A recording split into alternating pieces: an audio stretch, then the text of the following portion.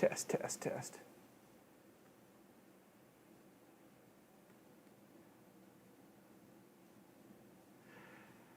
Hey guys, Rich here. Welcome back to the RCINFORMER YouTube channel. Pay no attention to that man behind the box. Thanks everybody for coming. This is going to be a good show today, I think. Got 18 guys already. Wait for a few more guys to jump in.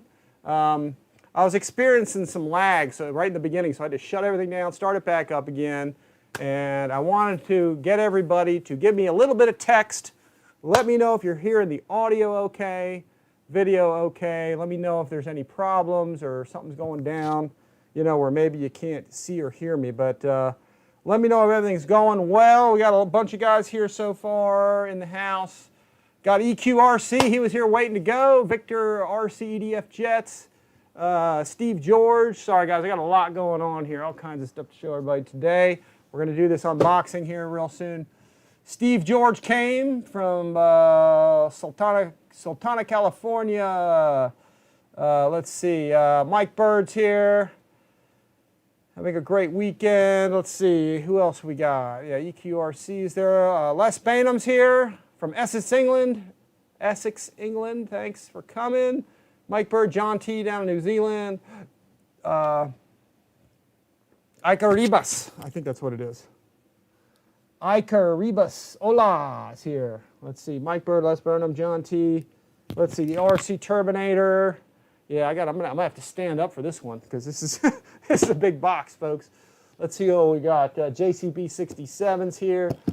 Gooniac's in the house. Did you get my emails? EQ said, oh, that's for Eric Quinn. Let's see, Jackson RC Aviation. Okay, well guys, we're gonna get right into this thing. Actually, you know what I got? Let me shut this window down because you guys are staring at this whole thing. And let me know, folks, because I'm watching the chat log here right in front of me. DB, Tennessee. What's up, Rich? All right, that's cool. C Mafia's in the house. Audio and video is fine. I will probably be hanging out with those guys, C Mafia, a bit at EDF Jet Jam, guys, because I think I'm going to EDF Jet Jam.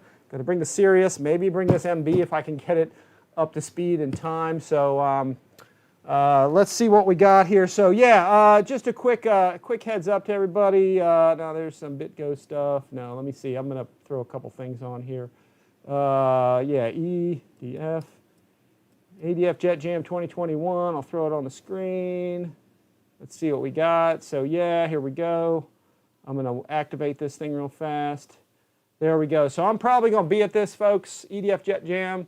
And that's going on, I think it's June 10th. I wasn't planning on going, but I had the time. I finally got off for it. Everybody's like, you got to go, you got to go. So, you know, I'm probably going to go. So if anybody's there, come on out. I'm trying to arrange for some prizes. I got a FMS airplane for the giveaway and a couple other things I'm working on because it's kind of last minute. So trying to get everybody some things. So we'll kind of see, you know, what's happening for that. And let's see what else we got. Just waiting for a few more guys to show up here, take this down. Couple quick announcements for everybody. All right, let's see who else we got. Mike Bird, Jackson RC, John G's here, John Greco, senior here from South California. Of course, Gooniac's here. Let's see, Magat Gorbani, that's a hard one. But Boss 223 is here. Yeah, thanks for coming, guys. We got about 30 or so guys here. Couple quick announcements because I want to get right into the unboxing for the guys that really want to see the unboxing assembly, and we'll see kind of how it goes together. Quick announcement is Banana Hobby's carrying the Sirius. We did the videos of the Sirius, so you know, check it out on the channel. So they've got it on pre-order now. You know, they're waiting on shipments to come, and shipments are slow everywhere, guys. So you know, pre-orders get it. You know, so if you guys are interested, I did put a link in the description below for all of this stuff. So as you guys know, I don't ask for money for people on my channel, but I have affiliate links, so if you guys want to help out, use my affiliate links to purchase. Just click on them and get stuff through our channel. And I'm always going to keep my channel free for everybody. Sirius is pretty serious. It's pretty darn awesome. So again, these are available at Banana Hobby right now, or well, they're pre-order, I should say. They're pre-order, and they're going to have some of them there for everybody. So if you guys want one, get it. Shipping is the kind of thing where, you know, from some of these countries and stuff, especially China, shipping is slow. Containers are taking a long time. So if you guys are interested in the Sirius, they're going to have it there. I think they're going to be the first U.S. dealer to kind of have it. So, you know, check them out there. Again, guys, I got links in the description down below. So for the meantime, I'm going to take this thing, guys. I'm going to park it sort of out of the way here so we can get to the MB-339 unbox there. This will be sort of in the way there just a tad. And I'll come back around here and we'll talk about some things here. On the short list, if you guys are interested in pilots for these airplanes, I've got my my L-39 right up here. I went ahead and I finally put my pilot in it. Had some time to get to him here. So you know, Banana Hobbies has these nice pilots. This guy fit in there pretty nicely. So he's a good size. He might be a touch large for the airplane, but it actually turned out really nice in there. It went in fantastic. I just foam tacked it. Just foam tacked it all in there. And in fact, I'm going to switch my camera view here because I got to check out the black hole effect here. And you can see how how easily, yeah, I'm sorry, moving that the wrong way, how easily he went in there, okay? And in fact, all you have to do is just peel the tape away here at the underside. In fact, these are, when you get these, they're not even glued in. These panels, you literally just take these things off. In fact, I'm going to do it for you because I want you all to see it, how it goes in there. I probably should have pre-planned this, but you can see I just used 3M blender tape there. And this will show you how easy these pilots are to get kind of in and out of here. Let me peel off the other one here too, because I did want to kind of show everybody this. It's really this kind of simple of a thing. This is why 3M blender is so good, because it is hard to get off. And I get most of mine from Amazon. So, but you can see this is how easy these pilots are to swap out and change out. So, and again, this is the Banana Hobby pilot I showed you guys last time. And you know, his visor comes up, and you know, he's got good detail on him and everything. But all I did was foam tack him, you know, to the base here. I put a little hole right here, and I put his oxygen line through here, and then that's really it, folks. That's how this thing kind of goes in there, and that's what you got. So nice detail on the pilot. So for any of these, you know, any of these jets and stuff, any of these pilots for a lot of these Banana Hobby airplanes, Banana Hobby supplies all these pilots. So you know, if you guys want pilots, they're there. You know, you can get them at Banana Hobby. I'll probably tape this down a little later. You do want to make sure you get these pilots in place because there's a vacuum going on here. You don't want to suck them back into the into the intake here. So let me scroll back to our main camera here, so you can kind of see. But you can see I got my L-39 in the background. This is the first series in the 105 jets coming from Banana Hobby. We've been flying the heck out of it. I have a demo to show you guys. I'm going to be putting on the channel very soon. From the Ryan event there at Imperial RC, where I had I actually flew it on I flew it on 2 of these 7,000 packs. So if you guys here, take a look real quick. I flew it on these SPEKTRUM 6S 5000 packs, okay, and it flew for, or 6S 7000, sorry, 6S 7000 30C packs, these giant ones, and it flew fantastic on it. You can tell the weight a little bit, but you know, you get a lot of flight time out of it. So stay tuned. We'll have that on the channel very soon. But all right, guys, that's it. Let's get down to it. You know, Banana Hobby again has been making a comeback with turbine models, and they've gone now into 105 millimeter, a lot of EDF. So the first was the L-39, which we've been demoing for you guys. We'll have this at Jet Jam to show everybody, and more videos are coming on the channel. And the second one is the MB-339. I'm going to show you here today. We're going to get this out of here, out of the box. And also the new Diamond, which I'll be showing you guys soon too. And in fact, if you guys want to check those out, all you have to do is just go to Banana Hobby. I'll flip it up there where you guys can see it right here. Okay. All you have to do is go to EDF Jets, go to Foam Jets, just click on that, and you can see right here. These are all, the newer ones now are ARF, so or receiver ready. So they're actually got the actually have the fan and the speed controller in them. So and you can see these two new coming soon.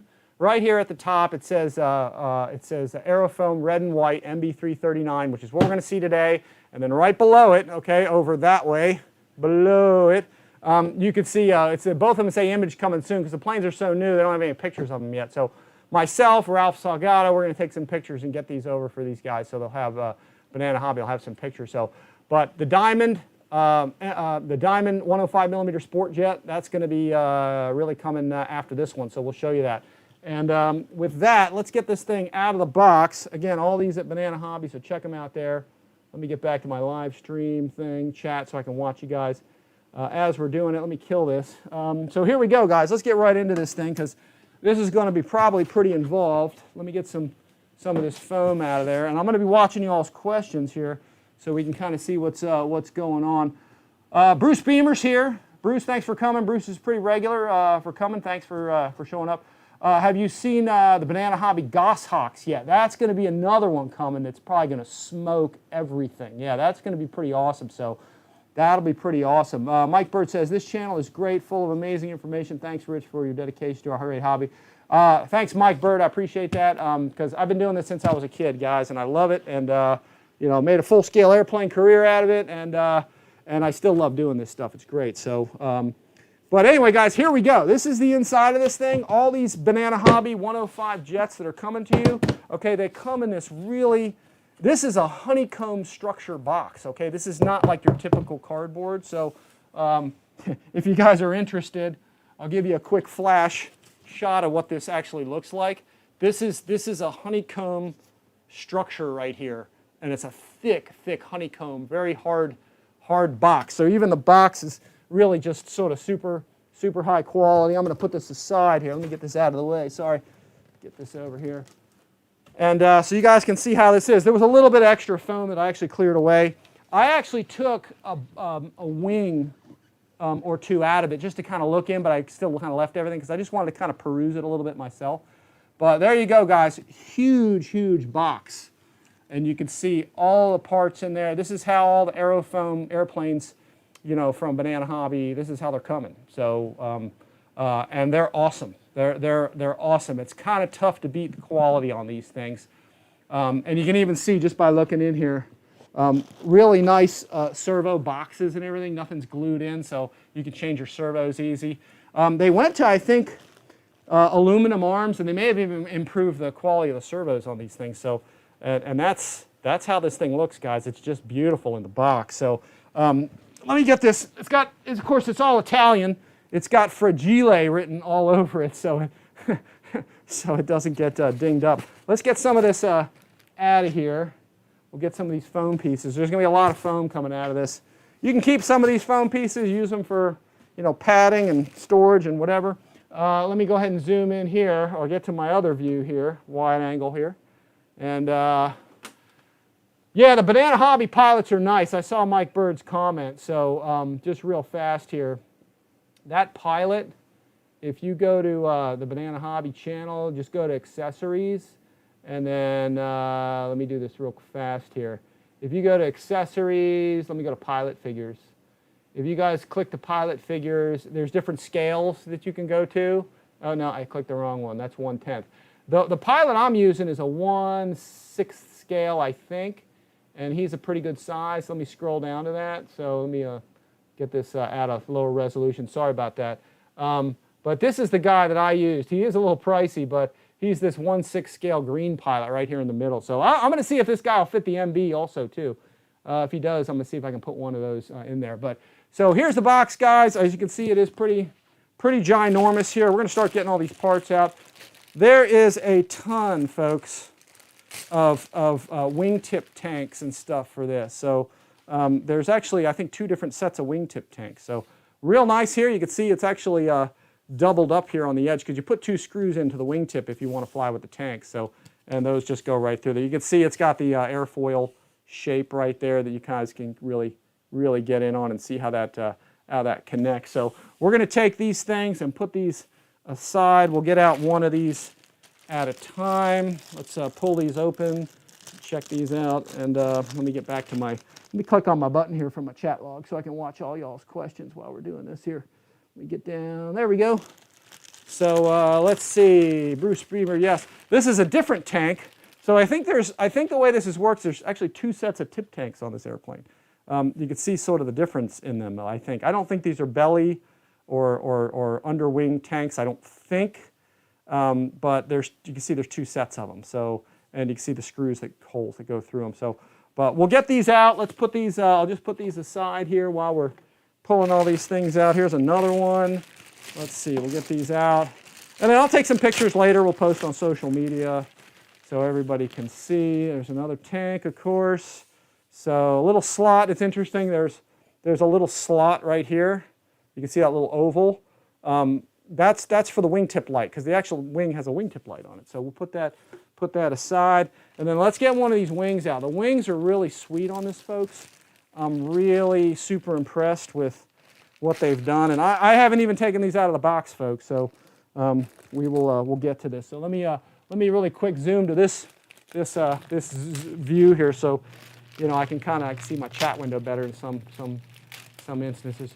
Let's see, EQRC Rich, I ordered the Blitz RC Works Avio Sea Fury. Yes, there's a Sea Fury on sale, $199, free shipping, no taxes. Yeah, Eric, and if you can, use my link for that. If you guys can use my link for really anything there, we get some credit for it here, and it doesn't cost you guys a penny to do it. So there's one of the wing panels. I'll go ahead and I'll zoom for everybody. And then as you guys are watching this, tell me whether or not you prefer this view, okay, or if you guys like the top view better, because I can use both, and I'm going to try to use a little of each so you guys can see the quality of it. The intake is real. Let me see if I can get in on that. You can see that goes through right to here. So, that's where your intake is. So, yeah, so many tanks, but I think you have your choice basically of two. So, only one at a time. So, this is nice. So, check that out. It's got a doubler here for the landing gear. And then look at the quality of the flaps and the landing gear doors. And check out, it looks like they've really upgraded here to aluminum, let's see, aluminum arms right here. And here. And of course, you've got your metal linkages right here. And your wingtip light. We'll talk a little more detail as we go. So, yeah, I'll mix it up. Mike Bird's saying mix it up. Okay, I'm trying to mix up the view for everybody so you guys can see what I see. Here's our top view. And you can really see the detail of this wing and how really nice this is. I mean, Banana Hobby, Aerofoam models, they're really bringing it, with the quality of this stuff. Submerged hinges, check that out. Look at those hinges nicely in there. Very, very cool, very precise wingtip light here. So, yeah, very, very cool, folks. I mean, the quality of this is awesome. We'll look a little closer at this. Let me go back to my other view real fast here. Let me back out just a little bit and let's get more stuff out of the box. I'm going to have to find places to put these parts because there's a lot of stuff. Man, this is nice. This is my first time with this out of the bag looking at this, folks. So you're seeing it, firsthand, kind of just like I am. So let me put a wing back in here. I'm going to drop that down very carefully. Let's put that, and in fact, you know what I'm going to do? I'm going to put it the other way so I don't ding the flap, actually. So yeah, that'll work nice. Put that right up against there. We'll get the other wing out. Check that out. Same thing. Very nice, man. Very nice stuff I'm seeing here. I'm pumped because this thing came in the mail while I was working last couple days, and I was like, oh man, I wish I was there to check this thing out. So let's see. All right, let's see. RC Flyby said ordered F4 slat flap gear from Banana. Their shipping was as fast as the rest of them. Yeah, they're doing a good job, guys. Like I said, they're under new management. The old crew's not there, new crew's there, so, and I think they're really bringing it. These Aerofoam models, additionally, as well as the 1100 millimeter Warbird series is really great. I know Eric Quinn, he bought also I think he bought the Jolly Roger T28 as well. Man, this has 4 hinges on this thing. Holy crap. Check this out. Let me switch my view again here. Look at the 4 hinges on this flap. Check this out. Look how nice that is. There's 4 hinges on that baby. I mean, that's impressive. And they're in nicely, too. They're really not, a little stick out there, but sometimes the glue expands when they put them on. But man, they did a nice job putting these on. Spars going through. Real impressed. And they're set up like an airfoil. There's a little bit of a slat. I mean, it's not a slotted flap, but it is a submerged style. So when the flap comes up, it's sealed and hidden. So ailerons are nice. Look at that, 4 hinges on the ailerons. Yeah, that's nicely hinged. Yeah, real impressive. There's also slots here for stall fences, or wing fences, I should say. Vortex generators, wing fences, same kind of thing, just to energize some airflow over the back, prevent some spillover on the wingtip. So Yeah, nice, folks. Really, really, really, really sweet. So here, let's switch the view again. Let me put this one down again. The clean wings, man. Really, really super, super nice. Let's put this down here. Hang on, I got to move something.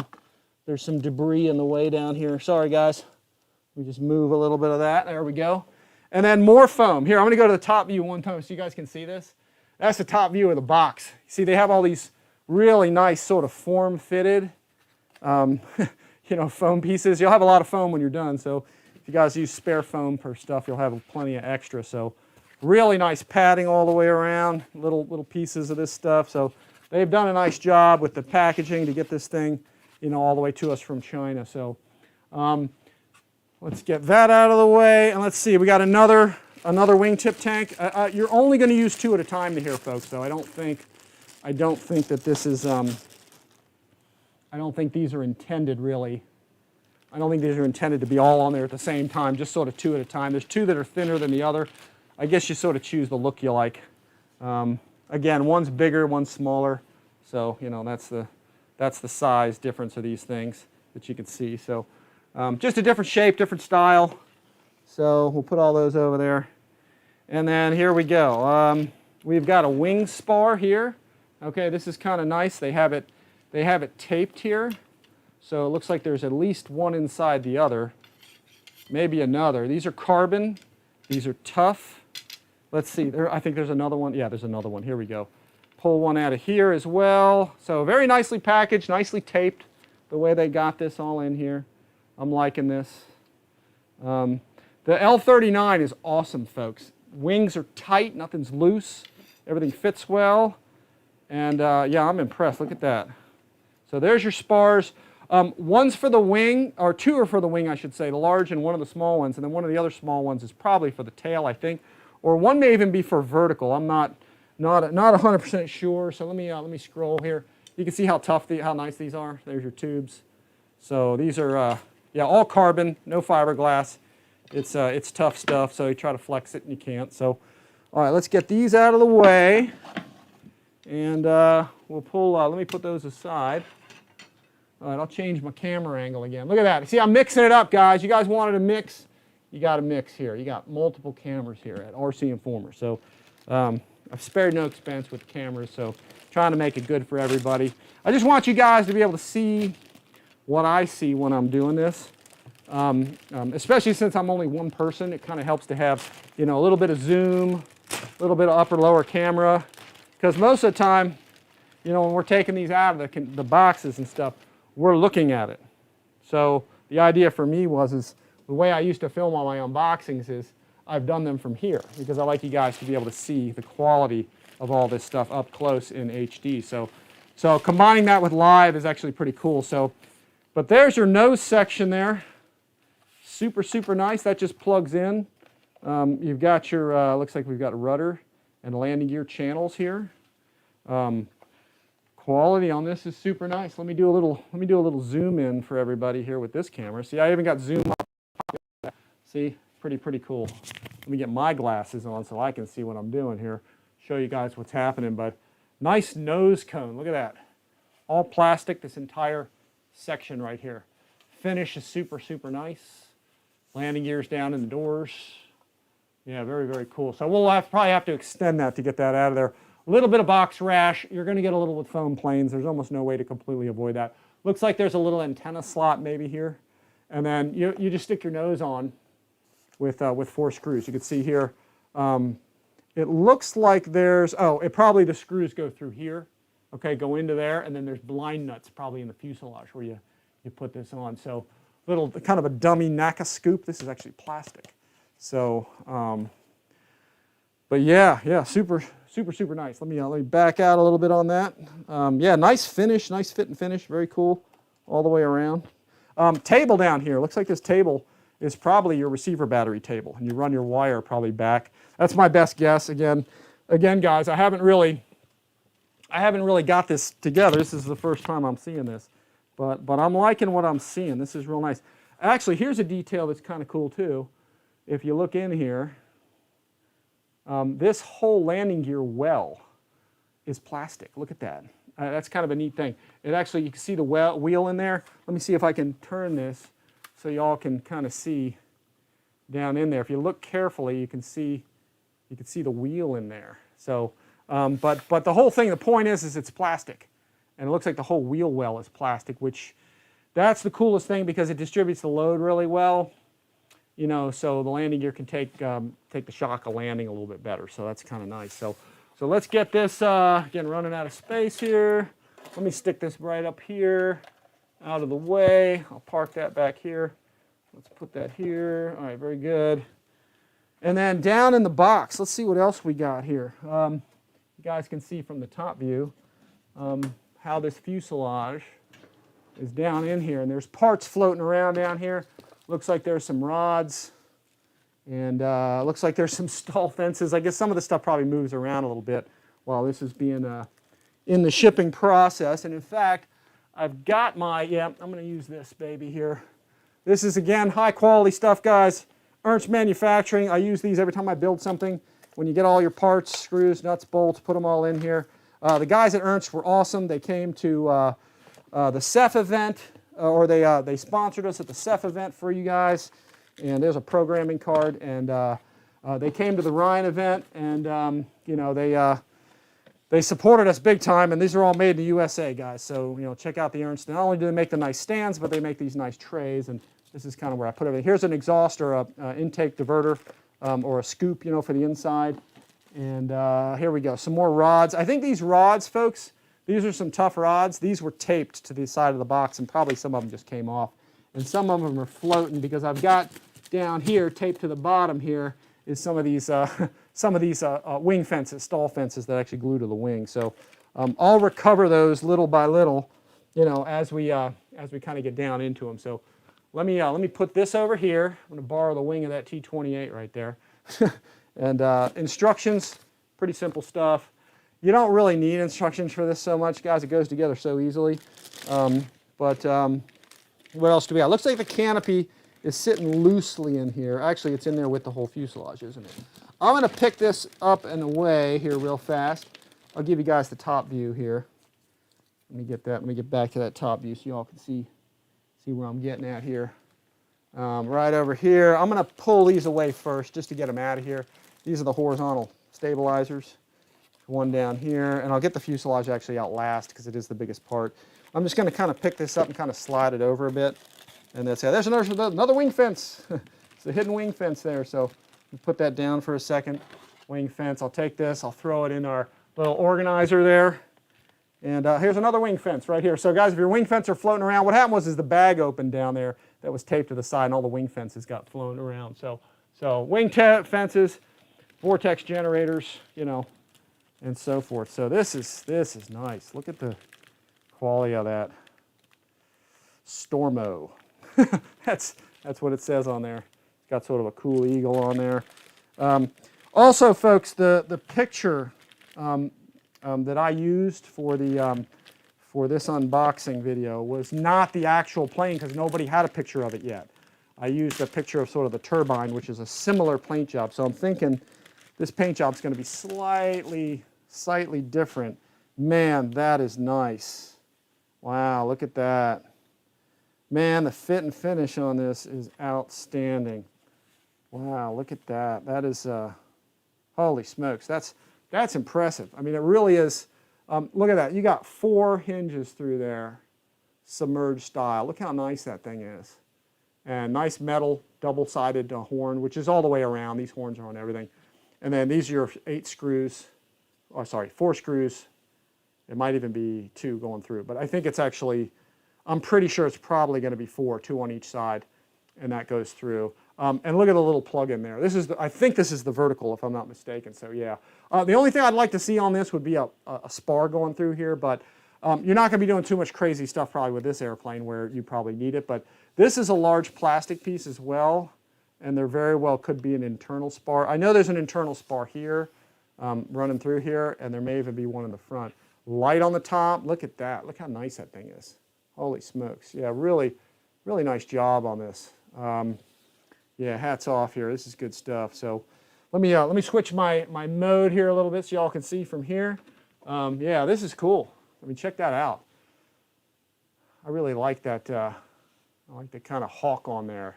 Stormo. So very cool. I don't know what that means. If anybody knows what that means, you know, let me know. This is very cool though. I'm digging the quality of this stuff. So when it comes to large, you know, 105 jets, oh, look at this. This is the aluminum. See if I can peel this out for everybody. I'm not sure if I can get to that. Yeah, I got to show you this. Check this out. This is the these are the aluminum horns. They're a little bit long, but here, let me zoom. Let me go this way with it. These are a little bit long, and I think we only need the inner hole on these. But look, check that out. Look how nice that is. They've really kind of gone nuts with the quality of all of this stuff. So just outstanding. I'm really liking that. So yeah, very, very cool. So, but yeah, when it comes to 105 jets, folks, you know, Aerofoam has proven to me that they're the best. I mean, it's some of the nicest stuff around. When you want large EDF models, you know, they're pretty much the way to go. Let me put that one down. Let's get these elevators out of here. Yeah, this is where, these are the where the spars are going to go through. Wow, look at that. That's nice. Yeah, they're killing it. They're killing it with that. Look at that. Check that. Check out how nice that is. I'll zoom in there for everybody. Let's see, Mike Bird, hi, Germany, DE. Okay, someone here's from Germany. Bob DePenta. My pal Bob's here. Guys, Bob DePenta was down there at the Rhine event. He said, built mine 5 days ago, flown 5 times now, awesome. So Bob's already has his and flown his. So yeah, this is the full review. So Bob likes his, and so, you know, Bob was flying all kinds of big stuff. And that's real nice. This is normally where a flight control surface counterweight is. It's both weighted and aerodynamically kind of counterbalances to avoid flutter and so forth. So super nice. Spar goes right through the hole here. So there's a spar kind of running through there. And of course you can see here, super nice connection. No wires, folks. So I call these wireless wing connectors, but nice plug-ins. So very cool. Nice plastic surfaces. Man, this is awesome. I mean, just check this out. It's got these got 4 hinges running all the way through there. Hey, my camera's adjusting, guys. It's on automatic, so depending on the light, it adjusts everything. But look at the quality of that. Super, super nice. Yeah, really slick. 4 hinges in there. Yeah, I'm digging this. So let me pull these out of here. I'm running out of places to put parts here, so but that's okay. We'll get rid of the box here in a second. So.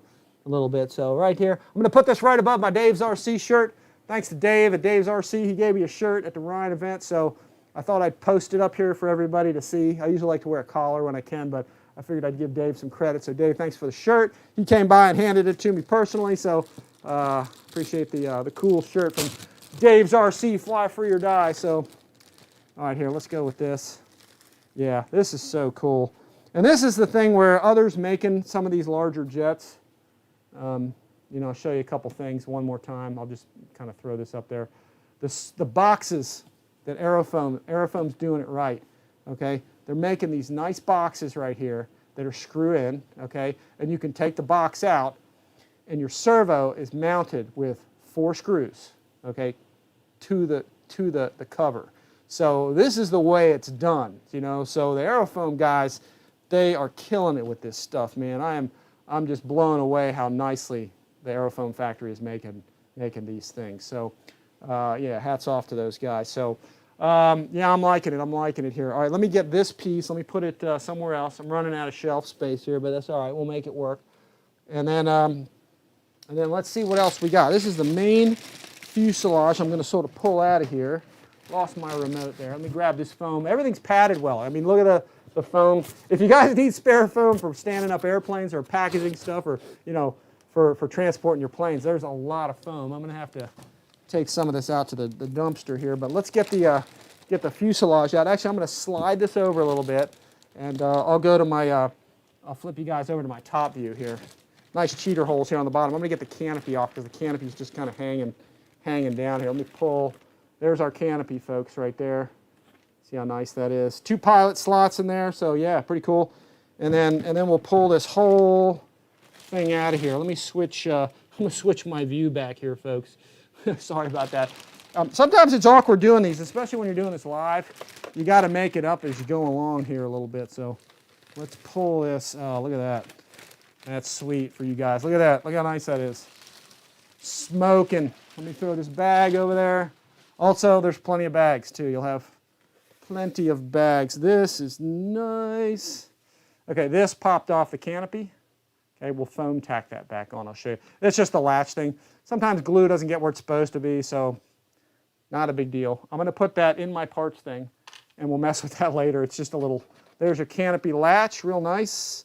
That latches that. This latches the back section. I have not been into this, folks. This is my first time looking at this, so you know, I'm looking at it the way you guys are looking at it. So I'll point out some of the good, the bad, and the ugly. Overall, I like most of it. It looks really good. There's a couple little things I'd change or improve, but it's just little stuff.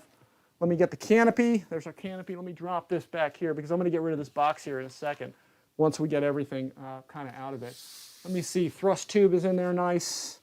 All right, let's see. What I'm going to do is I'm going to put this behind me on my chair while I zoom you guys into the box. So hopefully I don't mess up anything here in the box. Again, lots of foam pieces here.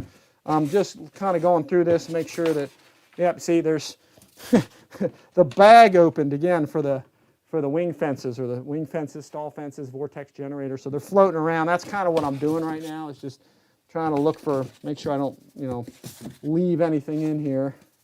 And let's see, we'll get that out of the way. Lots of form fitted. Here's the bag where all this stuff was taped to.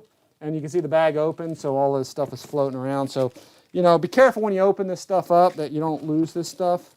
Looks like there's some ventral fins down here, so I'll probably leave that down in there. So, but let me get these in my parts thing over here. My little parts bin. That's good. Get those in there, and let's get our ventral fins off of here. It's got two ventral fins, similar to an F-16. Okay, but you know, same kind of deal. So anyway, let's we'll take a look at those. I'll pull these out of the bag here. Make sure I don't sit down because the airplane's on me. Airplane's right behind me. So all right, let me put these aside. Let's get this crate out of here. I think I can just drop it right down here. Let's see. Check that out. Perfection. All right, and then we can get this fuselage up here. We can all take a look at this instead. So look at that. Super nice. Look at that. All right. Let me see if I can find a stand. I've got tons of stand. I tell you what, let's do this. I've got this stand right here. I think this will work. This is an Ernst, baby. Ernst. Let's zoom. Let's give the Ernst guys credit for this. Got my remote control went flying here a second ago. But there you go, folks. Ernst Manufacturing's Mega Stand. You got to like this thing. We're going to use that for this, I think. That should probably work. I was hoping this would be hopefully the right size. So let's go with this. Put this down. Let me move this over a little bit and see how this looks. This is on the stand. Oh yeah, perfect fit. Yeah, real nice. So that's the base of the fuselage there, and those are all the parts. And wow, I'm just kind of playing with this. This is what I usually do when I get this kind of stuff, is I play with the fit and finish. And wow, that fits nice. You got to hand it to these guys. Wow, that's slick how that goes on. Let's get into a little detail on this. My V-Good controller is sitting right here. It must have come kind of loose. Sometimes that happens during shipping. You got stuff floating around, or maybe they just didn't lock it down. Here's the latch for the back section here. Let's see what we got in there. Yeah, it probably just popped loose. Sometimes during shipping that kind of thing happens, but you know, it's not a big deal. If you have to move it or whatever, but well, maybe that's where that came from. Yeah, it looks like, oh, you know what it did? It slid. It looks like it just slid. That happens sometimes. It just slid out of its little area there that it's locked down in. So, but let's get into some detail. This is the V-Good ESC that comes with these things. So this will be my first time kind of using this. I was using it on the L-39, but the one I had initially wasn't working. It just needed to be programmed. So apparently these put out a lot more power than you know, some of the other brands. So that's kind of why they went with it. So let's see. Rich, you need a studio guy. Yeah, I need a studio guy. You're right. That's Bruce Beamer. But you know, the thing is I'm kind of a one-man band here. So yeah, maybe I can get Steve King come help me out. Steve's usually always happy to help and stuff. But there's the ESC. What happened is it sort of fell out of, let me take the vertical off here. It sort of fell out of the slot that it was in. But again, that happens during shipping because, you know, the ESC is heavy. So that's kind of what happens with this stuff sometimes. So if I can zoom, here, I'll zoom down for you guys. You guys can check this out. Let's see. Yeah, you say I need a studio guy. That's true, but, you know, I'm kind of an army of one. You know, it's just how I roll. So, but anyway, there's the table right there, folks, for your ESC. Okay, and the speed controller just slid out of it. So I am probably going to put a couple more tie wraps on there to hold that in place, and probably put some double-sided foam tape on there to keep it from sliding, so it doesn't slide. Because guess what's right behind it? You know, right behind that thing is your change sun fan. So, and that's something else I wanted to mention to everybody. All of these, there's our thrust tube, a little wrinkled. That kind of happened. Once it pressurizes, it won't be wrinkled anymore because all the air is going to be blasted through there. All of these planes from Banana Hobby, okay, that are you know, receiver-ready airplanes, they have a change sun fan already in them and speed controller ready to go. So, so that's the fan that's going to be in this thing. And, you know, there it is right there. Let me see if I can zoom a little closer on that, get everybody a better shot of that thing. See if I can get in there a little closer. Yeah, there you go. You can see the fan blades, nice change sun fan, and that should do the job. So, but let's take a look at this thing much closer. Let me zoom on a couple things. Let me change my camera mode. Let me stop for a sec, see if anybody's got any questions here. Hey, we got 100 guys here. I want to thank everyone for coming. I really appreciate everybody coming and watching. I'm loving these big airplanes. And, you know, for years, I've been dying for somebody to make one of, like, sufficient quality. So it's kind of nice that, you know, we have Aerofoam doing this stuff with Banana Hobby. So let's see. We've got Jürgen Eatsrock. That's a hard one, man. From Germany, you definitely need a larger room. Nice unpacking, thanks. Yeah, sorry. Hey, man, sometimes you got to make do with what you got, you know? So I actually have a fairly large room. It's just that I'm in one corner of it because I've got so much happening over there. So this ended up becoming my sort of studio room because, you know, everybody always has a rectangular view to the way things work. And I decided to do mine in a corner just to sort of, I usually like to add some dimension to things. So I'm actually in a corner in this room, and it kind of helps me kind of just give you kind of a more unique look. Bob DePenta says, tube is loose, be careful. Not sure what he means by that. Bob, which tube were you talking about? I'll check that out as we put this thing together. So, but really nice, folks. Let me get everybody. Let's get. I'm actually going to put the stand down for a second. Show everybody this. I'm going to get in on this for folks. There's so much to talk about with this. It's impressive. And again, this is my real first time looking at this myself, so that's why I'm kind of pausing a little bit, because when I look at things like this, I kind of just sort of formulate my own opinion of things. Oh, this has a speed brake. A rather large speed brake at that, too. I did not know this thing had a speed brake. At least I don't think. Oh, yeah, look at that. Check it out. I didn't know this thing had a speed brake on it. Let's see if I can get it to move here a little bit. Let's see here. Try to open that up. See that? Check it out. It's got a big speed brake on the underside there. Check it out. Yeah, way cool. Way cool. Very nice. Just messing with it. So, and again, I usually look at these things pretty close, kind of get my opinions, and then kind of talk to you guys about it. Yeah, it looks nice down in there. I'm going to stick my hand down the thrust tube. Don't worry. Don't mind me. It's just doctor's orders and so forth. Let's see. Yeah, it looks slick. You guys can see right down in there. This is a 750 kV motor. So a 4270 AF, this is an AF model. Here, check it out. Let me see if I can zoom. Let me see if I can give you guys the tailpipe view. Look at that, check it out. Only here at RCINFORMER do you get to see the full tailpipe view. Let's see if I can get in there. I'm gonna try this out. Let's see, let me get this a little closer. Look at that, there's your thrust tube in there. We're gonna get right in there, man. This is almost like, yeah, almost like going to the doctor. Check that out. EDF 105 AF models, 4270, 750 kV, afmodel.com. So yeah, that's your motor, outrunner motor in there. Nice thrust tube in there. It's all set up, and yeah, really cool. So, all right, let's talk about a few things. Let's go from the front forward, I guess.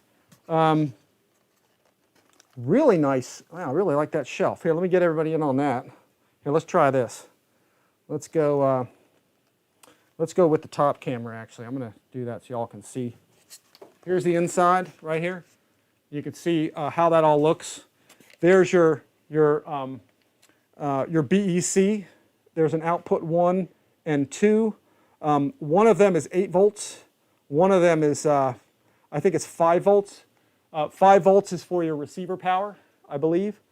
And the 8 volts is for your landing gear, probably landing gear and brakes. So I'm not 100% sure of the brakes, landing gear. Landing gear might be 5 volts too. It might be the brakes that's 8. I'm not 100% sure, but your receiver voltage is there. So there's actually at the top of this thing, there's dual outputs if you look there. So one of them is output 1, which is whatever this jumper is set to. Actually, this jumper, I take that back. This one is set to 7 volts. I take that back. You have a choice of 5, 7, or 8 volts here. Here you have a chance of a selection of, it looks like 5, 6, or 4. Sorry, I'm not zooming in that well for you. Let me get this a little tighter for y'all. Here, hang on. Let me get to this. This is kind of hard to show because it's way in there. Here, I'll cover that one more time. So you see right here, you've got your voltage. You've got 5 volts. You've got 5 volts, 7 volts, and 8 on this channel. And you've got, looks like 5, 6, and 7 on this one. So, and the jumpers are set here. This one's set to 7, and this one is set to 6. So actually, I take that back. I think this one, output 2, that you can see at the top of this thing, is probably receiver power. This one here is set to 7 volts right here, and that 7 volts is, I think, for either your brakes or your landing gear and brakes. So, but it's all wired up, it's all ready to go. You don't need to, you don't need to mess with this stuff at all. It's all kind of preset. And then you've got brake controller boards down in here. You've got landing gear controller boards in here. So all that's in there, you can see. So big jumble of wires there. There's your battery floor down in there. And these are your dual power sources. So for your BEC, you can have, 2 wires here. You can have 2 batteries plugged in. I think it's either 2 or 3S input, and that's, or 2 to 6 it actually says. So it says you can have 2 to 6. I'm going to use either 2 or 3. So, and it says it right on the thing right there. You can see where it says what the input is. And again, there's 2 inputs, so you can have redundant power sources for your receiver, landing gear, and brakes and all that stuff. And there's your wire bundle. So real nice overall, folks. Really cool. Here's where your front part of your fuselage is going to go in right here. We just connect that together and we go. So everything's labeled here. Everything's ready to go. And let's see. Let me zoom back here, folks. Get to this shot. There's where your wing intakes are. Zoom into there. See your wing attachment points are right there. Very, very cool right there. So it looks like this is plastic. This is edged in plastic right here, right around. And then that's where your intake for your wing comes in, because that's where the wind intake is. Goes right into the fan area there. So pretty nice. Nice wing connector here, folks, for your wing. And it looks like we've got, I believe these are machine screws, folks. So the wings are put in here with machine screws, and those go right in. 3mm metric, and you can see your areas here for your spar slots. One spar goes through here, and I think one of them just kind of goes through here somewhere, I think. So we'll check that out when we put the whole thing together. So, but you can get a good idea here. I'll run you down the side here. You can see the detail here. Nice panel lines. Elevator's pretty darn awesome. I don't know if these are metal threads or if these are, I think they are 3mm metric, but let me see if I can zoom in for everybody. There's your tail section. Let's zoom in there. This fuselage is so big, guys, it's a little hard to maneuver. But you can see here, there's your screw slots and your plug-in for your wing and your spar tube hole, and that is it. So it goes all the way through. So you can see right there, AF models, MB-339, Ermachi. Yeah. Does it come with safe? RC Flyboy said, no, you put your own receiver in. So you can put safe in there. So if all goes well, guys, I'll bring this. Oh, Ian Bowen is here. Ian's one of my regulars. Thanks for coming. Spencer Keith is here. Flying inverted only today, working on those skills. That's from Spencer Keek. I'm going to see Spencer at the EDF Jet Jam. I'll probably hang with Spencer for a bit. He and I will do some flying for everybody. I think we'll have a good time there. Top of this is really cool. Check that out. Looking inside the fan area. You can see you've got your wood bulkheads. You can see where your screws right here mount your fan. And the thrust tube is hooked up there. Looks like it's already taped on. I'll take a look at that and tape it further if I have to. But it was easier getting into this, it looks like, than the MB-339. And big cheater hole on the underside. So, and again, looking down that hole there, you guys can see where the shelves are for your ESC down there, which I'll secure a little better, and the wiring and stuff. So really pretty nice. Cheater holes on the underside. Let's take a look at the underside. Here's the underside of the tail. And you can see where your ventral fins are just going to glue right in here. I wish those were magnetic or something. I'd love to see those either magnetic or somehow to attach them and unattach them or something so they don't have to hang down when you transport this thing. And then to the back, here's your cheater hole. This will be a little bit of a complaint of mine because I think the cheater hole is nice and big and it's a good grill, but the tape work's a little bit eh. So I'm kind of disappointed in that as I'm looking at it right now. I think they could have taped that on a little bit better. So I know nothing's perfect, but it seems like that was kind of, somebody slapped some tape on there, like they had some B-team guy in there attaching that on there. So I know the Banana Hobby guys are probably going to check this out, so they'll see this, and this is kind of one area that, you know, the grill is nice, but I don't, this tape, that's kind of not sort of worthy of kind of such a model. So I'll mess with that. I'll talk about that a little later, but it is a nice big hole, so that's a good deal. But yeah, the tape I think could be a little nicer there. So and then here, let's back up a little bit. And then of course, there's a servo, which I think I showed you guys. There's a servo right down here again that drops this speed brake. It opens that up, and I think let me try my other camera view and see if I can point that out. If I go up here, I think you can see right there. You see that servo down in there? That's the servo with the rod. I'm going to move it slowly. That goes down and actuates that speed brake. So that's going to be just a separate channel probably to operate that. I'll show you what that speed brake looks like from the other side. Let me get to that. Yeah, there you go. And that's it. Pretty cool. Pretty nice. Nice ball link to attach it. And it's got some structure to it. They put some ribs on it there, so some structure support to it.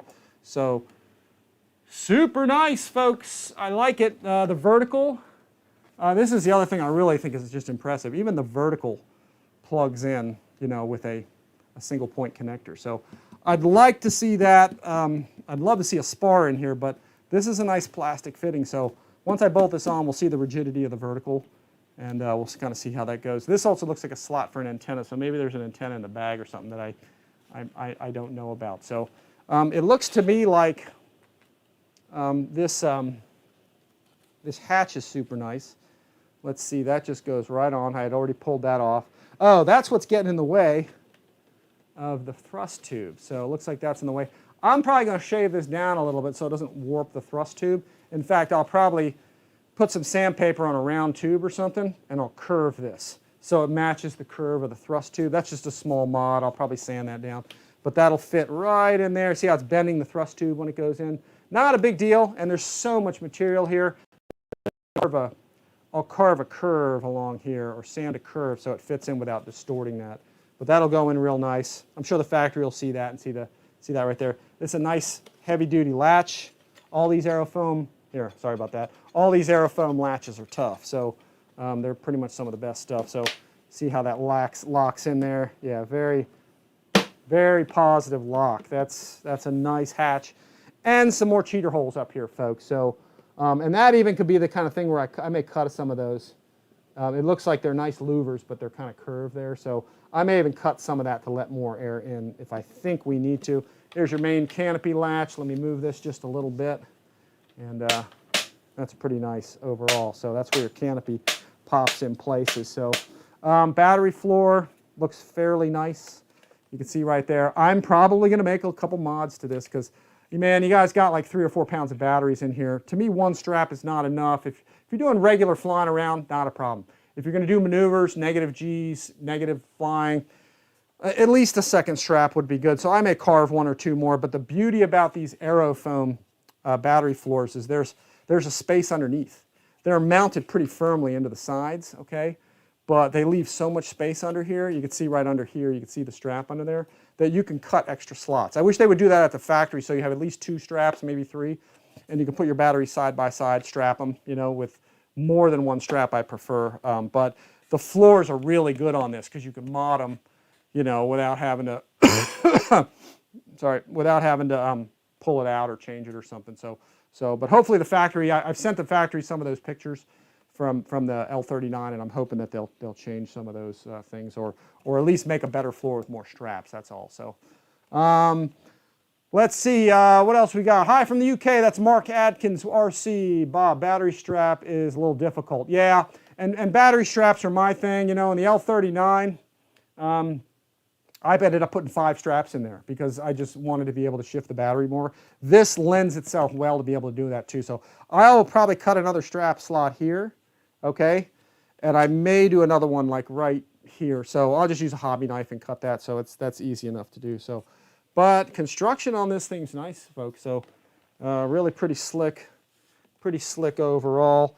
Let me switch back to our front view. Let me see if anybody got any questions. Up until kind of this point, let me zoom out for everybody and see what we got. EDFs and outrunners are not ideal. Yeah, but outrunners are fine, Ray. I mean, they work well. The only downside to the outrunner mostly is that for you is that, yeah, it's hard to put an afterburner on it because afterburner, you know, stuff, you know, the kind you're making is really for an in-runner. So, Bruce Beamer says, great unboxing, Rich. Everyone have a safe holiday weekend. So I don't know if Bruce is heading out on us. He may have to go. Thanks for coming if you did. Shadow Ops, thanks for coming. Appreciate Shadow Ops. He's kind of a regular coming too. Shadow Ops RC. I think he has his YouTube channel as well. So, you know, check him out. I've never met him before. So, Shadow Ops is a stand-up guy. I appreciate the help he gives us here and comes and watches and all that kind of stuff. All right, let me put this back here. Don't let me forget that I put that there, because we're going to get to put this thing together if everybody's ready. I had a Coke here where my ice is melting.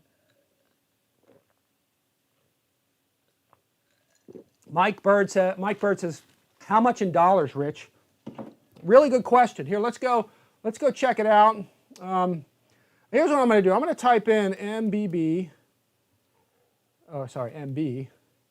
Let me go 3. Let's take a look at this. 339. See what that is. No, that's not the ideal way to do it.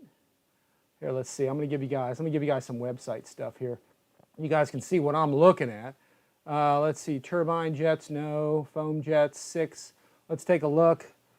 These are some of the others they've got there. They've got turbine versions of a lot of these things too, folks. So I think most of these are turbine that you're looking at here.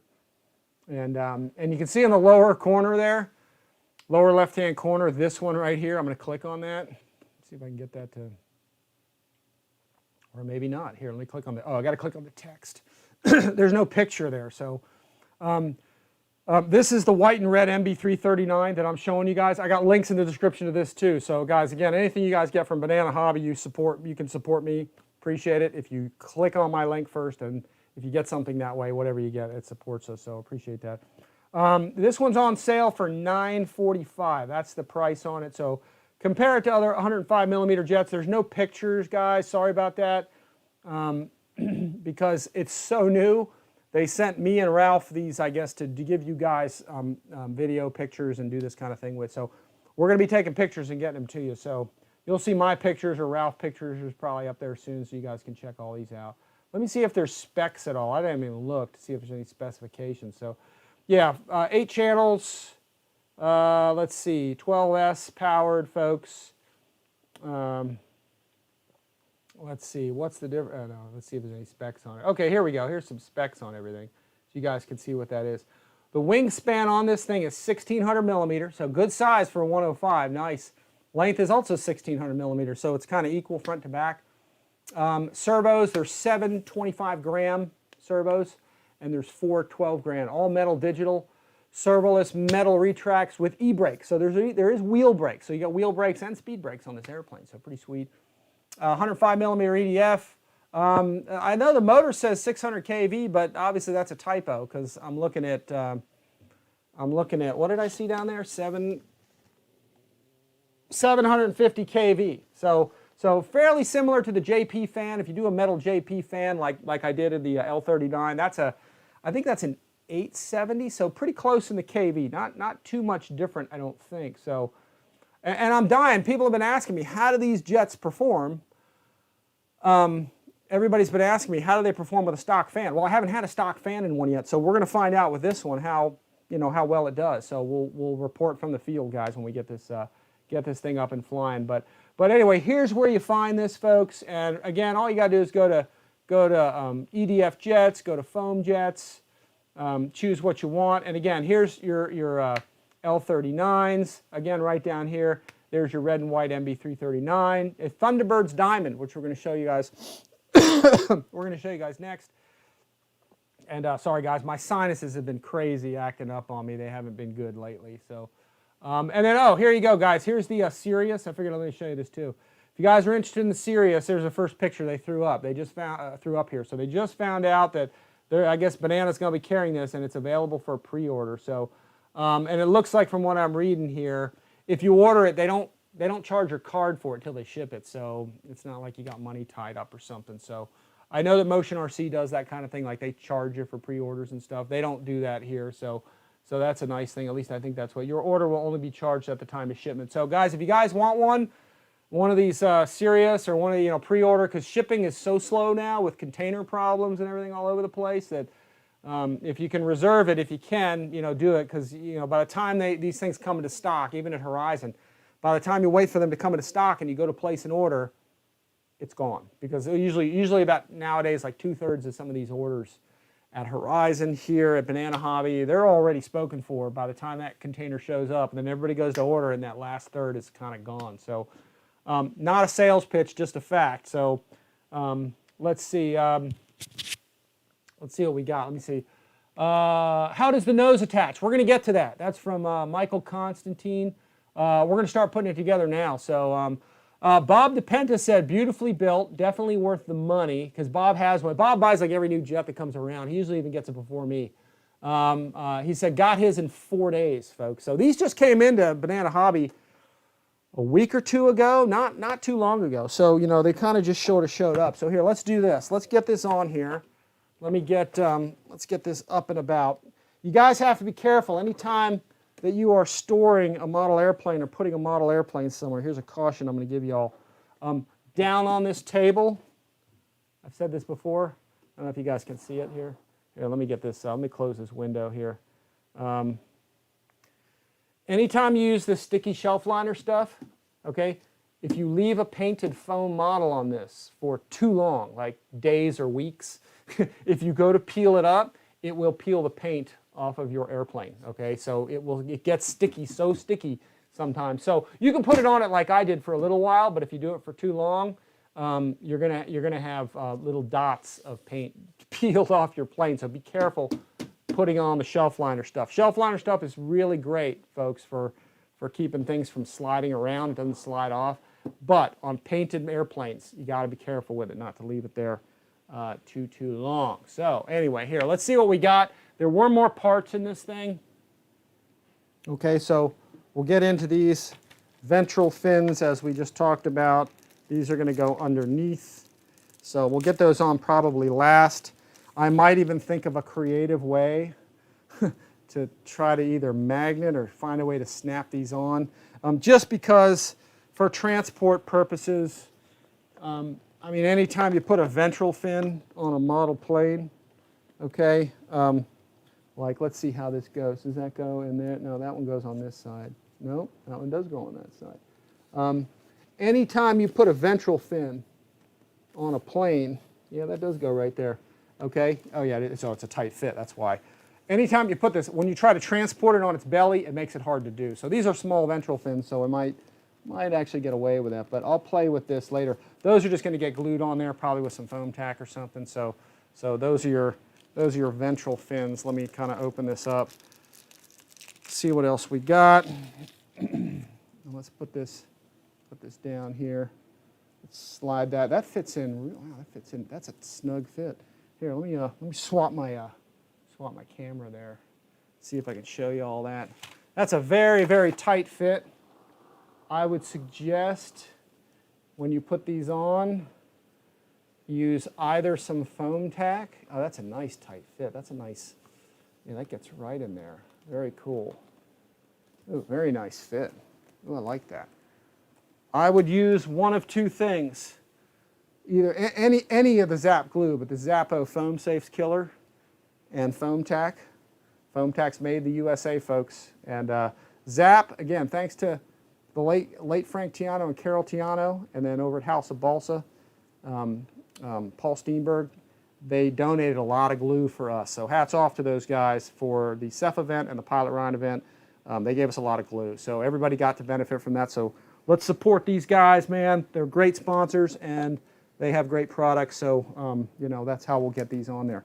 But for right now, I'm going to put these aside and I'm going to put them down in the tray here. That's the other great thing that's awesome about these Ernst stands is all your extra stuff like this, you can put down in here without losing all of it. So my Ernst tray is getting all kind of filled up. So I'm going to put some of this stuff down in here.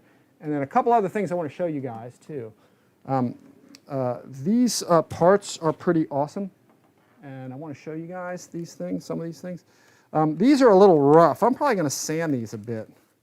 I'm not really too excited about these. They're a little, these are the wing fences and they're a little rough. It's almost like they cut them out with scissors or something. They seem a little bit harsh. So, and let me get close to that so you can kind of see. Let me get into the detail of that. They probably could have done a little nicer job. I don't know why these turned out this way. You know, get behind on that. You guys kind of see what I'm talking about. Let me get close to there. See that? They're just a little rough. I'm not sure why they're like that. It's almost like they were punched out with some machine, but they're, all I'm going to do is sand them so they're smooth, you know, so they're a little cleaner. You know, here's your wing fence, the larger wing fence. That one's not in too bad a shape, but in fact, they're all just cut out. They're just kind of roughly cut out. I don't know why they're sort of like that, but I'll play with that a little bit, and you know, I'll sand them and clean them up, you know, just a bit, so you guys can kind of get a better view of those things here. Let me back off my zoom here a little bit. So let me get the fences out of here. Those are over there. Those go on the wings, and I'll show you that here. Fences, and let's do that. Fences. So there's 2 big ones per wing and 2 small ones per wing. Here's your instructions and program manual. This is a scoop for the inside. I'm going to install this probably. It's going to get glued in place. So if you guys remember the L39 videos we did, this was something you really had to install in there big time, but this fuselage was a lot more in air. It's just an intake diverter. So, you know, the air coming in, okay, gets diverted and kind of directed towards the fan better. So, and I'll show you how that's going to sort of go in there. I may not glue it in on this thing, but we will show it to you. And then there's a bunch of hardware. The rods on this thing, totally awesome rods.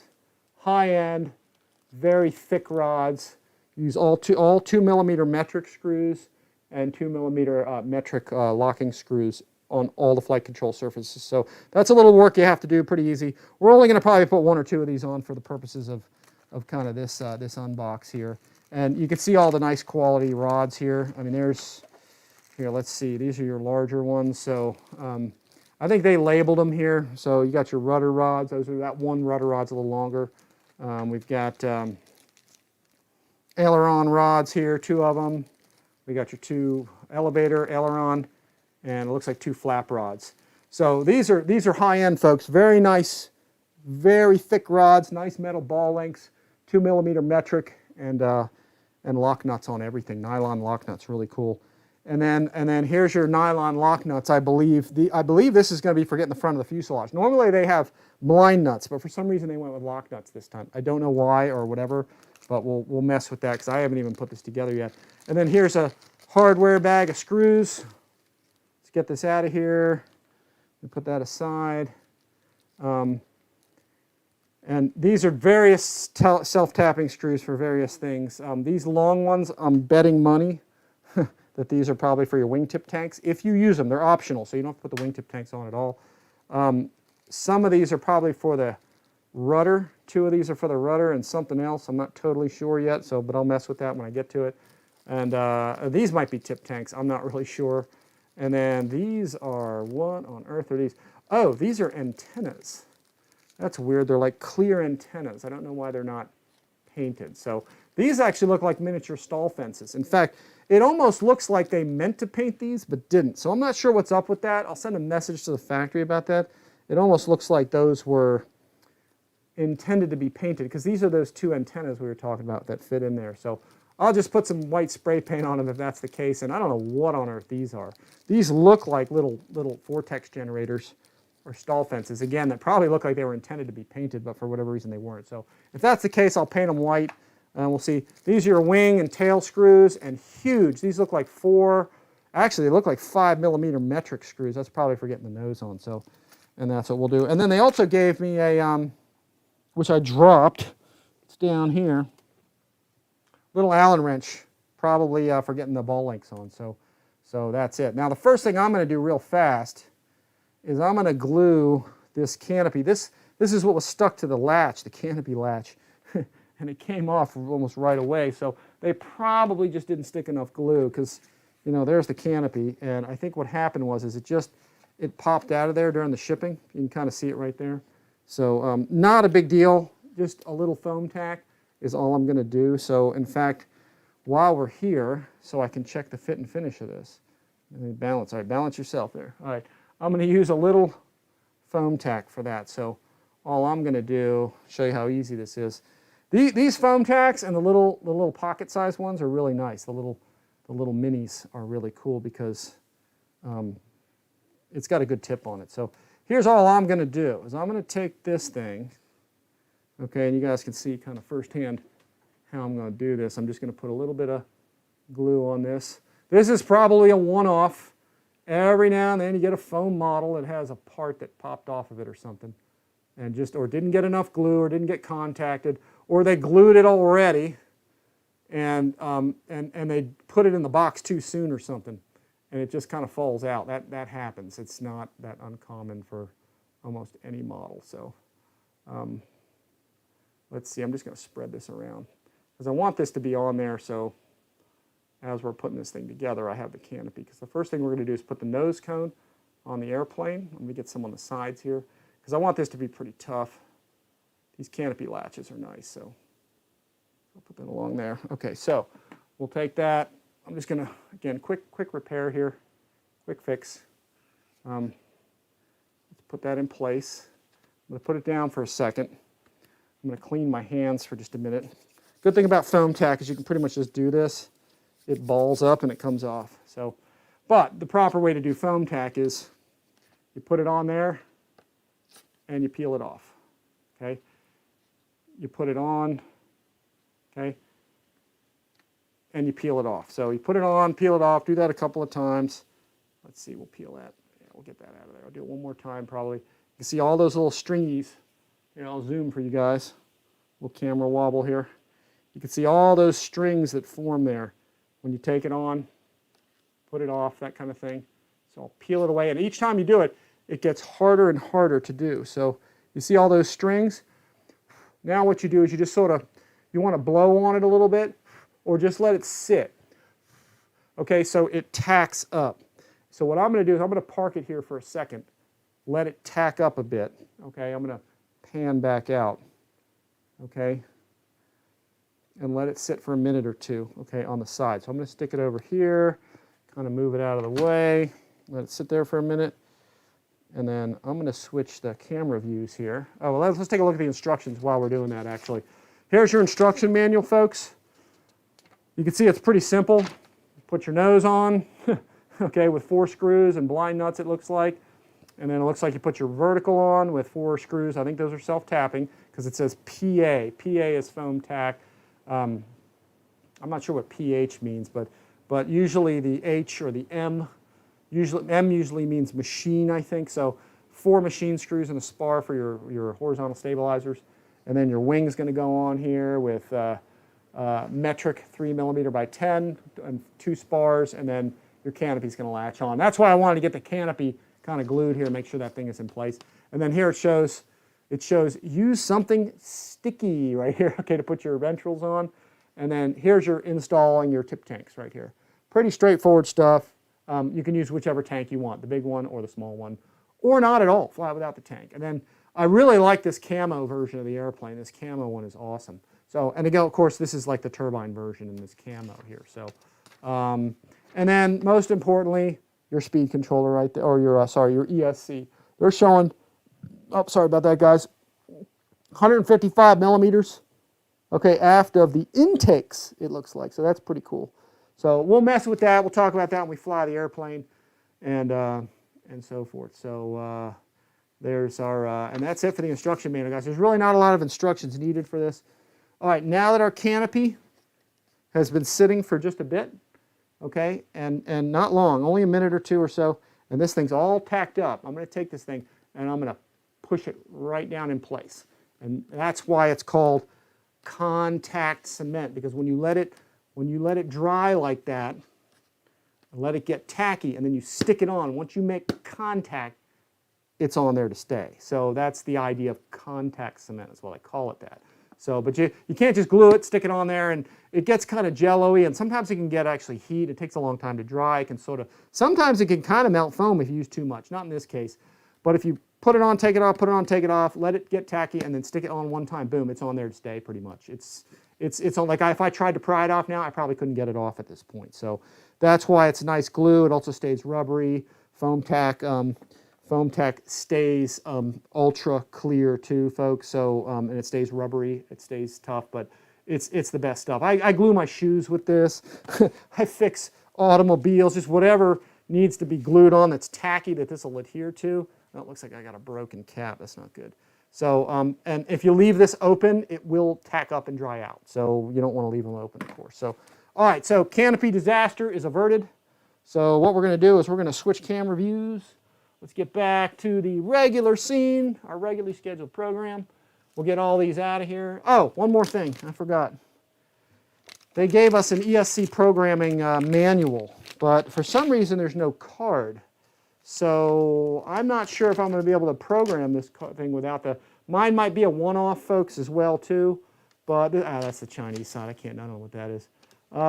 It probably gives us, here's operation using throttle, or actually that's the throttle calibration. So I'm not sure what the deal. That's for the calibrating the throttle. So actually they show a good programming card, but I didn't see a card in the box.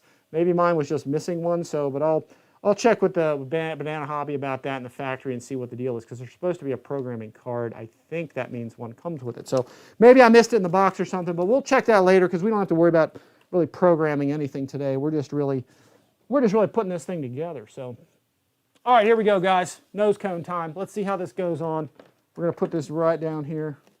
We'll get this lined up for the folks that want to see how this is going down. See if I can bring that to the center. So I'm going to raise that up a little bit. Everybody can kind of see that. Bringing up the lift here. Let me grab the nose cone.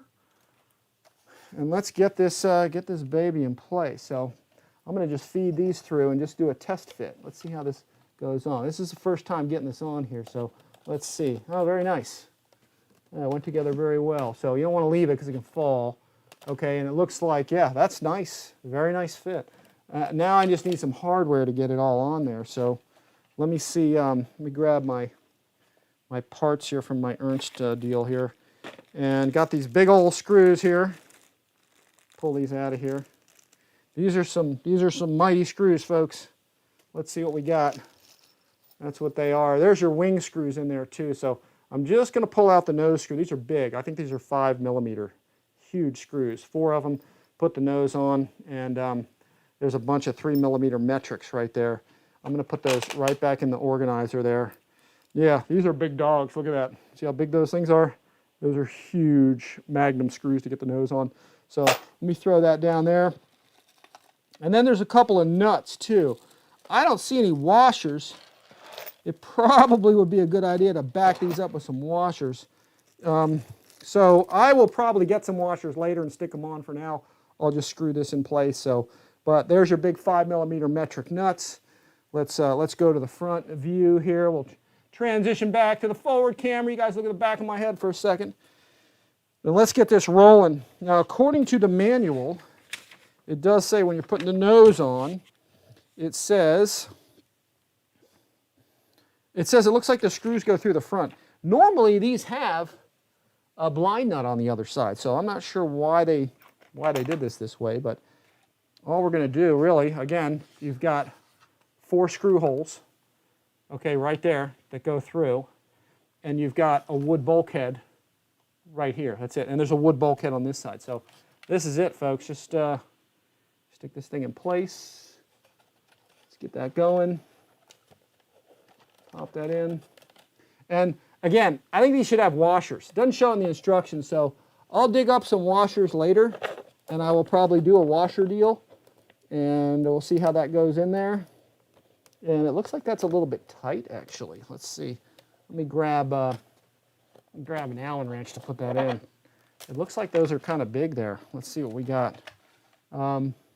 These are tight going through there, so yeah, it's almost like those need to be drilled out or something. Hey, Bob, did you do that? Let me see what Bob's message is.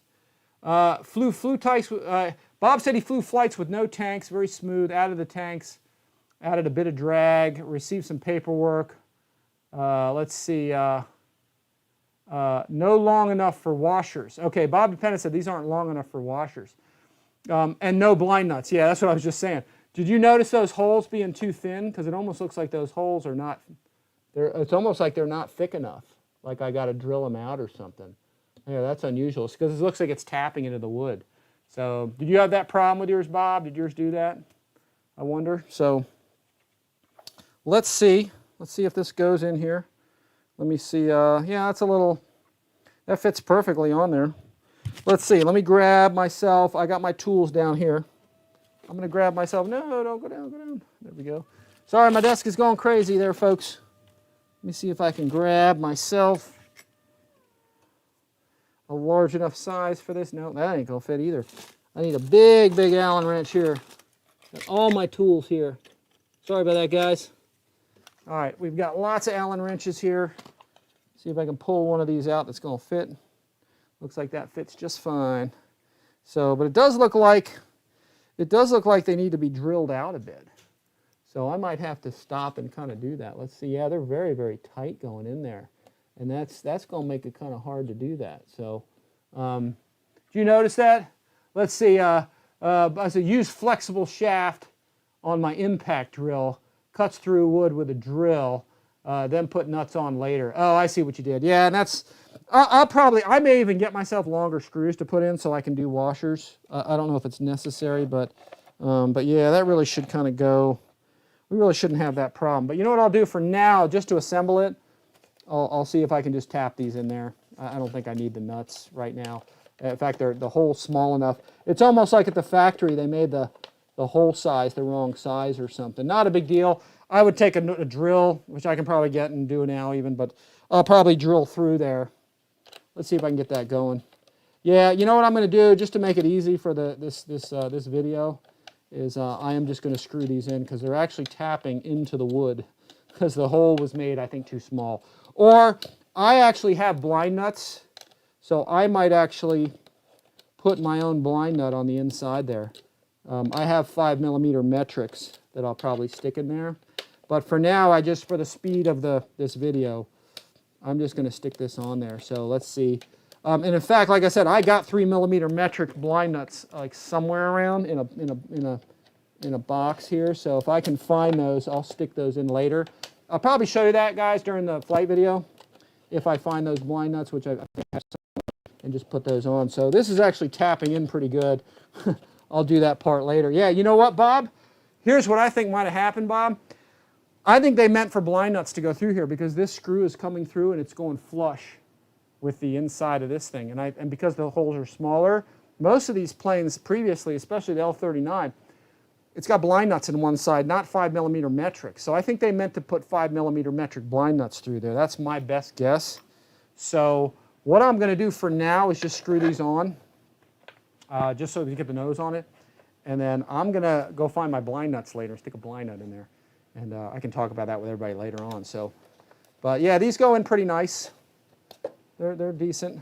So Let me see if I can find myself real quick, because this is going to take me a little while. I got to walk around to my toolbox real quick. I got a kind of a more professional set over here.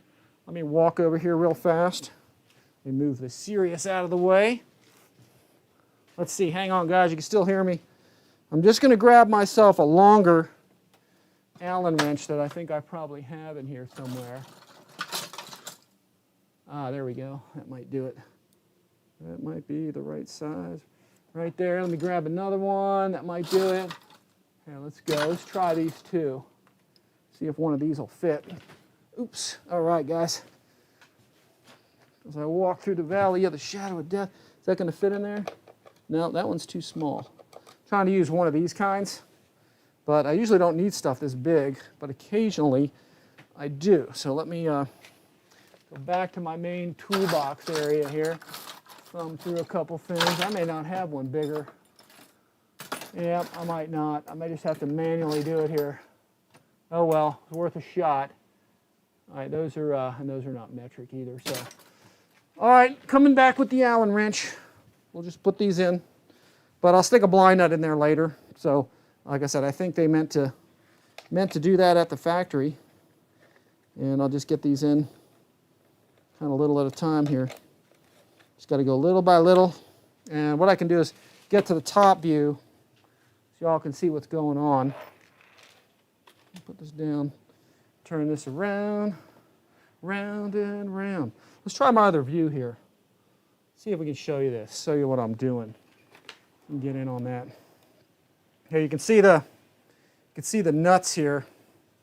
I'll back this up just a little more, and then I can actually zoom on this so you can see what I'm doing. Get down on that. See, I'm having to do this. I don't have a larger ball link style one like this, so I'm just doing this a little at a time, because for some reason, again, they gave us these 5mm nuts, which are fine, but the screws aren't long enough to go kind of all the way through. And on top of that, the hole here in the front, okay, is too tight for the screw to go through. It's actually tapping into the wood right now. I'm not going to leave it like that. I just have blind nuts somewhere else, which I can't find at the moment, and I'll put a blind nut back in here. Again, that's probably what they should have done at the factory. I'm not sure. Something tells me that was just sort of a factory error. Small thing, because it doesn't really change the course of the model, or it doesn't really change too much, but it just makes this installation here, especially on live video, makes it a little more challenging to do. So, but let me get these on just so we can get the plane together for today. And those are going in pretty decently. If only I had a ball link style one of these to use for this, it'd be a little easier for me to do this. But that's in there, that's in there, I got two in there. Let me see if I can get the other ones. Where did I put those things? Oh yeah, they're right down here. Let me see if I can stick the other one down here. Let's see, we'll get that one in place. Yep, that's, as long as it taps in, I'll be able to get this thing together. It's not really that big of a deal. It's just a little more time consuming and sort of a pain. So, you know, note to factory, I'm sure the banana hobby people are going to be watching this. They'll see that, oh yeah, this is the kind of thing that sometimes happens, and at the factory they just missed a step. This is interesting because see this hole right here? This happens. This is something. This hole is full of glue. So I'm actually having to peel a chunk of glue out of there. That happens though, folks. Again, this is not, it's not rocket science. Sometimes this stuff happens at factories. Just a little overdue of glue there. See, I'm taking just an Allen wrench here, and I'm just sticking it in there, make sure I get most of the glue out. So let me see if I can get that one in there as well. Yep, looks like we're making that happen. That should tap in there. We'll find that, see if we can find the spot where it's going to go in, and we'll get this in place. So again, folks, this is one of those things. Sometimes this thing happens. Sometimes it goes down like this. If I had a ball link type thing like this, I could get this in here quicker, but you just have to kind of bear with me and do this thing. There we go. Let's see if I can get this going in a little quicker. There we go. That's going in, it's going in. All right, there we go, that's going. Going. Let's get this one in a little more. If I can actually just get one of these right, one of these backed off here, let me back off a little bit. I'm getting down in here, you can see I'm screwing that one in place too. Let's see. All right, let's see, get that in there. This is going to take some time, folks. Sorry about that, but this is the kind of thing that goes down. We still got 94 guys watching. Yeah, flexible shaft works 10 times faster. That's what Bob DePenta says. I don't have one. I usually have the ball link type ones, but I don't have one quite this size. So I'm just kind of having to work through this way. Not ideal, but you know, it'll happen. Just takes a little more time. All right, let's see. That one may or may not be tapping, but that's okay because again, later on, I'm going to be putting some blind nuts in the other side. So if I can just get one of them on there, that'll probably be good. And I'll show you how that looks when we're done here. Just give me a second to get down in there. Yeah. Let's see here, get that going. Yeah, one of the pains in the butts of modeling is every now and then you get something like this and you're like, oh, what did they do at the factory? Not usually a normal thing, but yeah, that happens. So let's get this going. So now years ago when I started doing videos like this for a lot of factories, these are the kinds of things I showed them and they're like, oh, we didn't know that was happening. We didn't know that was going on. I'm like, yeah, this is the kind of thing sometimes it makes this a pain in the butt. And this isn't indigenous to any manufacturer. They all do it from time to time. You get something like this that's not the end of the world for the model, but hey man, put some blind nuts in there so we don't have to go through all this, you know. Again, I don't know why they included the metric nuts, you know, to do this, especially when the screws aren't long enough. I think somebody who didn't know any better, maybe at the factory, said, oh, those are the nuts for that. They fit, and didn't realize a blind nut had to go on the other side. Because that's clear as day to me that a blind nut really was supposed to go into the other side, okay? Because the hole is smaller, and usually that blind nut is usually kind of hammered in there a little bit. So anyway, I'm going to leave it at that. I don't need to get that other one in there. It's just not tapping straight. Sometimes that happens, and I don't need to get it in there as long as it's in there for now. So, but you can see on the other side what that looks like down in there. You can see the screw is just barely sticking out here, here, and here. Now this is, again, not the finished form. You got to have a nut on the other side or a blind nut. So for the purposes of this video, I'm just slapping this together so we can show it to you. But what I'm going to do is after this video, I will go back, I will find my, my blind nuts, my 5mm metrics. I'll pull these screws out. I'll stick one in each hole, and then I'll put the screws back in through the blind nuts. And that's really the way that this is supposed to be. Obviously, just some kind of a burble at the factory where somebody didn't put the right thing in there, but in the grand scheme of things, folks, I mean, that's like a relatively small offense, and it's relatively easy to fix. You just got to have longer screws, or you got to have blind nuts. So I have a whole thing of blind nuts somewhere in my tools. It's probably downstairs. So, but that's it, folks. There's your nose on. A little more difficult probably than it should have been. The finish on it's real nice. You can see everything comes together good right here. The seam looks like it's pretty tight. And then I think we can get the canopy on. Let's see if that works. And again, that's why I glued that on there first. Let's see, tongue and groove. Let's see how that all fits. Here's where the moment of truth is. So let's see how we got this. And that snaps on. Okay.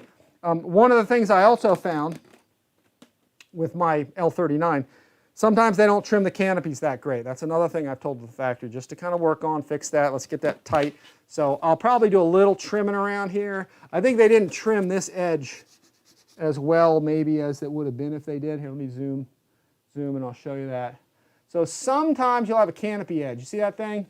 Another thing I'm not happy about, they need to cut that down a little bit. So just trim as you need to. If you have some extra sitting around there, you know, just trim it as you need to. Sometimes they don't trim this perfectly at the factory.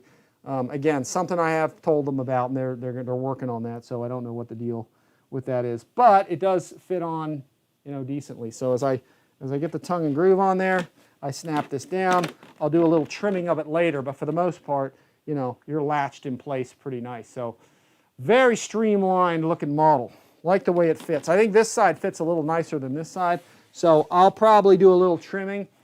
It almost seems like the aerofoam, like the canopy guy, is not trimming these as well as probably he ought to, but for the most part, it locks in really nice. That's the thing, is you're not going to lose your canopy. So that canopy's been holding up fantastic. But now, The fit and finish is nice. Like I said, I think this size is fitting a little better, but it snaps on nice, and we're done with it. So sharp looking model. Very, very cool. I like it. So Bob says definitely taps wood. Add nuts after tapping wood. Hurt your fingers. Flexible shaft with drill. Yeah, okay. But here's the thing, Bob. It's meant for blind nuts.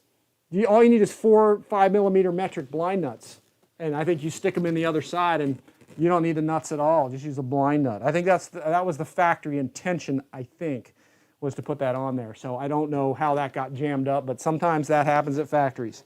You know, sometimes you got workers that put something together and they don't really totally know what it was supposed to be, but so they just stick something in there. So, all right, let's get the rest of this in place. This is, let me see what screws they say for the vertical. The vertical are tapping, self-tapping 3x10s.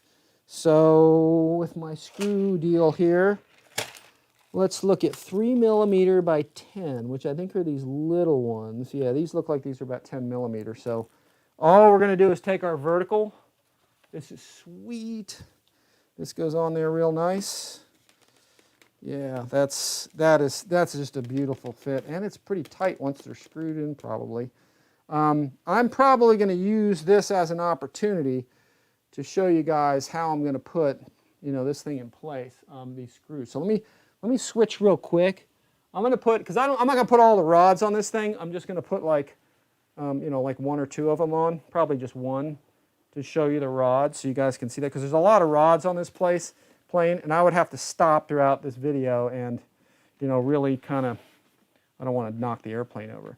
But I figure I can show you this on the table and just do it kind of one time, and then you can realize that, hey, all the other rods go on this way. This is how nice these things are. You got metal here on both sides. You got a nice metal horn, and then you're going to do all the others this way. So here's your rudder linkage, and I'm not sure which ball hole I'm going to actually use just yet, but we'll talk about that. So you have a real nice rod and horn and link. You've got 2 2mm metric screws and nylon locking nuts for the other side. So it's really just that simple. I'm going to put those down, and what we're going to do is line these up. This one's pretty straightforward. You just put that into the hole. Pretty simple stuff. I don't know the exact positioning of these. What I usually will do is I'll center my horn so it's 90 degrees to the servo case, okay? And then I'll put this in place where I think it goes, and then I'll actually tighten the linkage so it actually is centered. So my rudder is centered, or my flight control surface, whatever it is centered. So I'll tighten this up a little more. Let's get a rough idea. None to be perfect right now, because you're not going to know where this really goes, okay, until you actually power up your servos and you neutralize them. You're not going to know any of this stuff. So let's get a rough idea. That looks like that's about centered in that hole. Let's see. That looks pretty darn close. Actually, let me go in a little bit more. A couple extra turns. Okay, because we know our servo is going to be, actually I probably went a little bit too far. No, that's good. That's good right there. So with that done, with that in place, I'm going to grab my infamous Tamiya wrench, which fits these nylon lock nuts perfectly. And I'm going to put one of those in here, which is really the easiest way to do this thing. If you have the technology to do all this stuff. Man, my sinuses are messed up, guys. So if I'm sounding foggy, that's why. And you can see I'm just going to hold one like this and screw it in place. This is your best way to put your ball links on. This one's going to be on pretty tight, okay? So because you want the ball to be fixed and you want the linkage, the actual plastic part, the socket, you want that to move around the ball. Let me get this out of here. My rail's stuck in there. All right, there we go. So you see, you want that to move around there like that. So you want that movement in there so the ball is being used. So you do want to tighten that up a bit. And then this is going to go either top or bottom. You can probably go either way with this. You want it to be as linear as you can. And since there's more space on this side, okay, than there is on this side, I'm probably going to put it on the underside. That's probably what I'm going to do with it. So same kind of deal. You can go up or down with it, either way you want. So I'm going to take this, and if you really want to get fancy with these later on, you know, you could cut the end of your screw off, because this screw sticks down quite a bit. Let me zoom a little more on that so you guys get a little closer. You guys can see how that looks. Let me get you guys a little more centered. No, that's not going that way. Here, let's move it this way a little bit. There we go. That's perfect without knocking the whole plane off.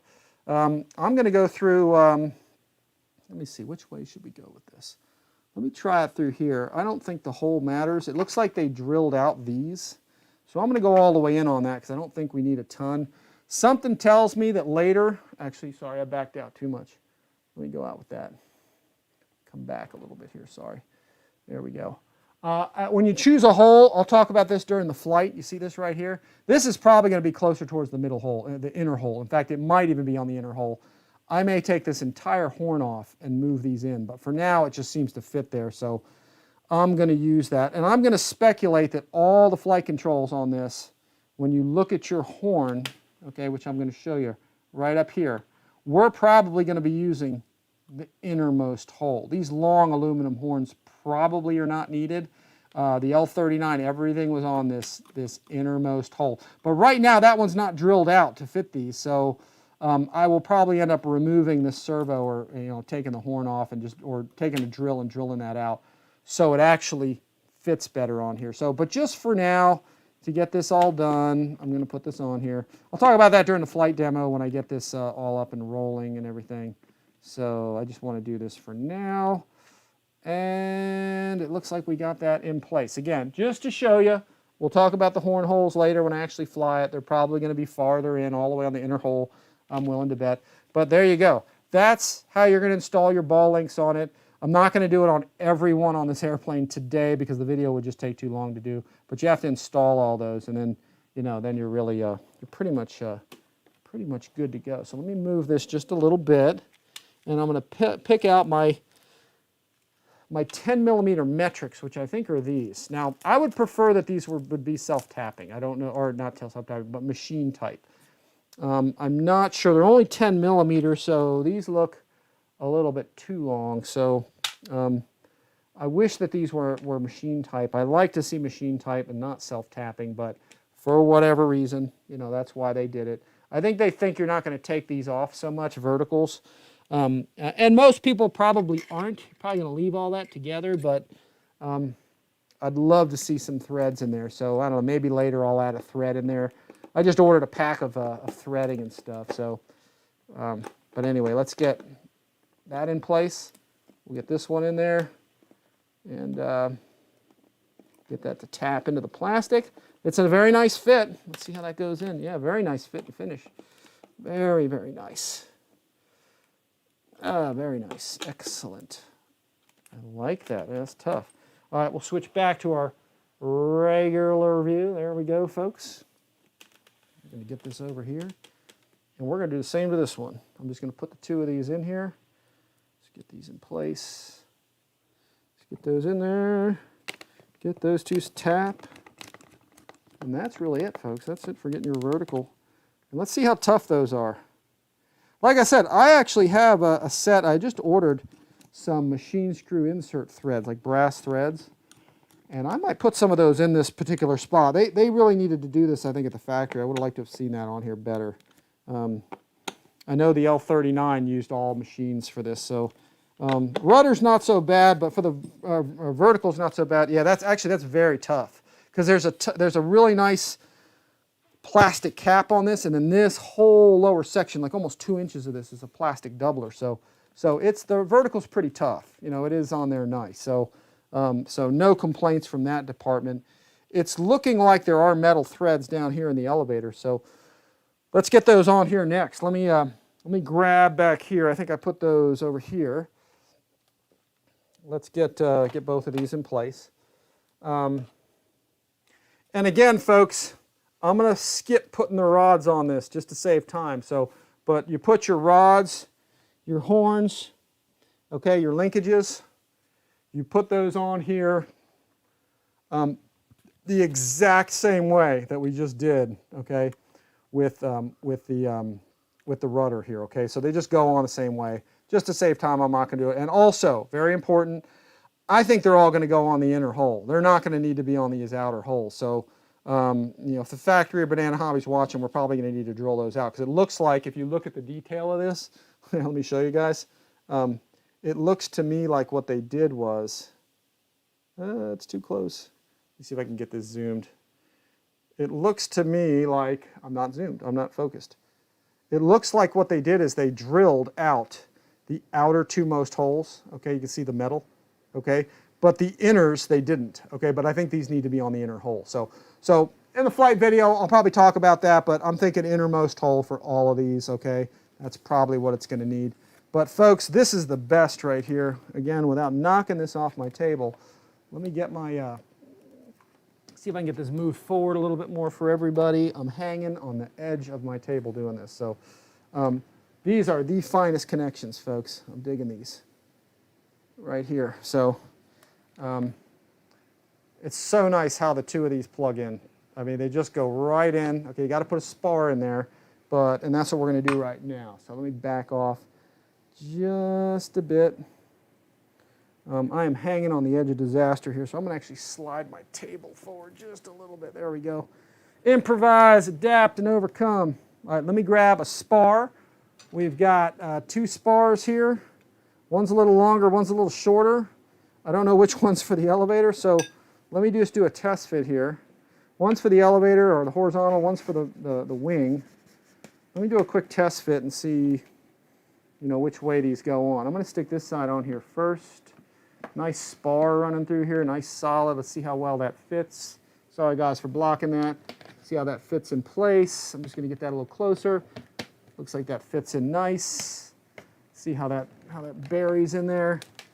See if it's jamming in on anything. Yeah, it looks like it's going okay. All right, let me get the other side. Let's see how that goes in.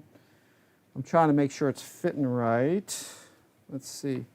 Put this in here. Slide that all the way in. Okay, that's a tight fit, and it's not seating all the way.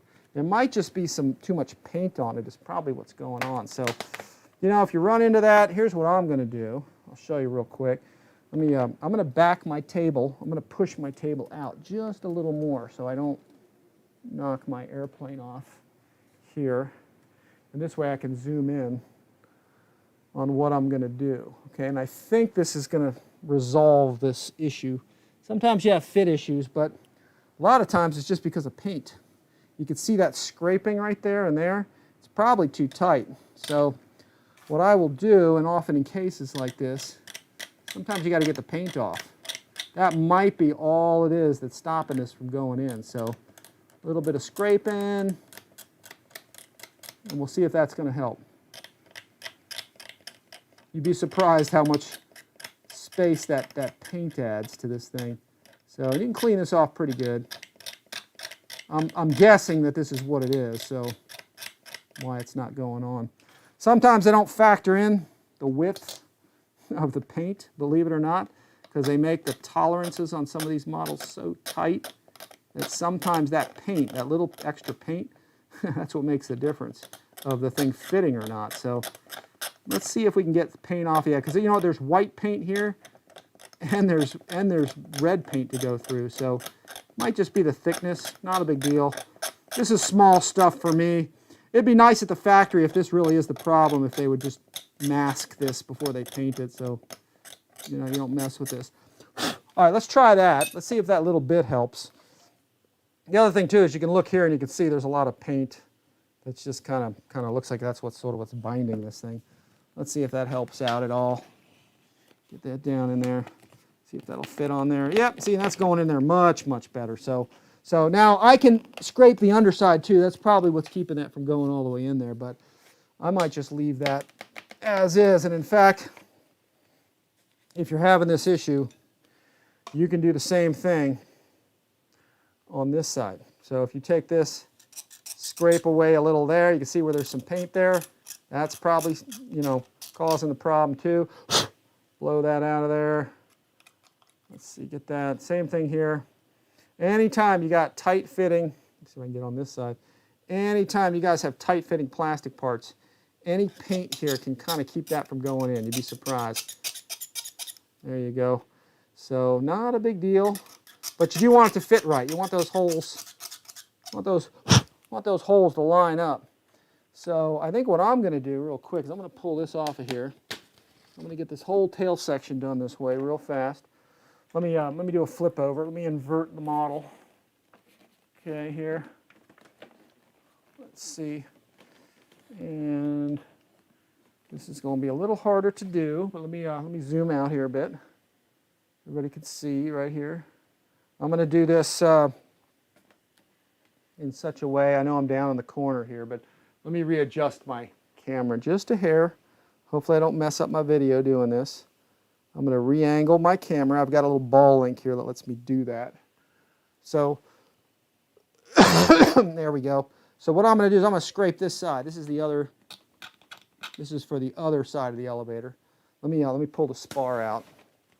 Yeah, I know I'm not totally centered here, but let me see if I can pull this away just a little more. There we go. I think everybody can probably see that now. So top and bottom, they got a lot of paint on this thing.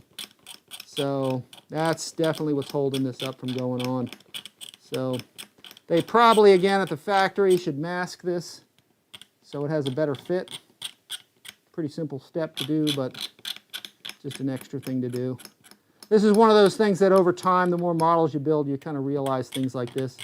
You know, this is kind of the thing that holds up. You know, if we get it done a little slower or it takes a little longer. Not a big deal. You see all that paint. There was a lot on there. So,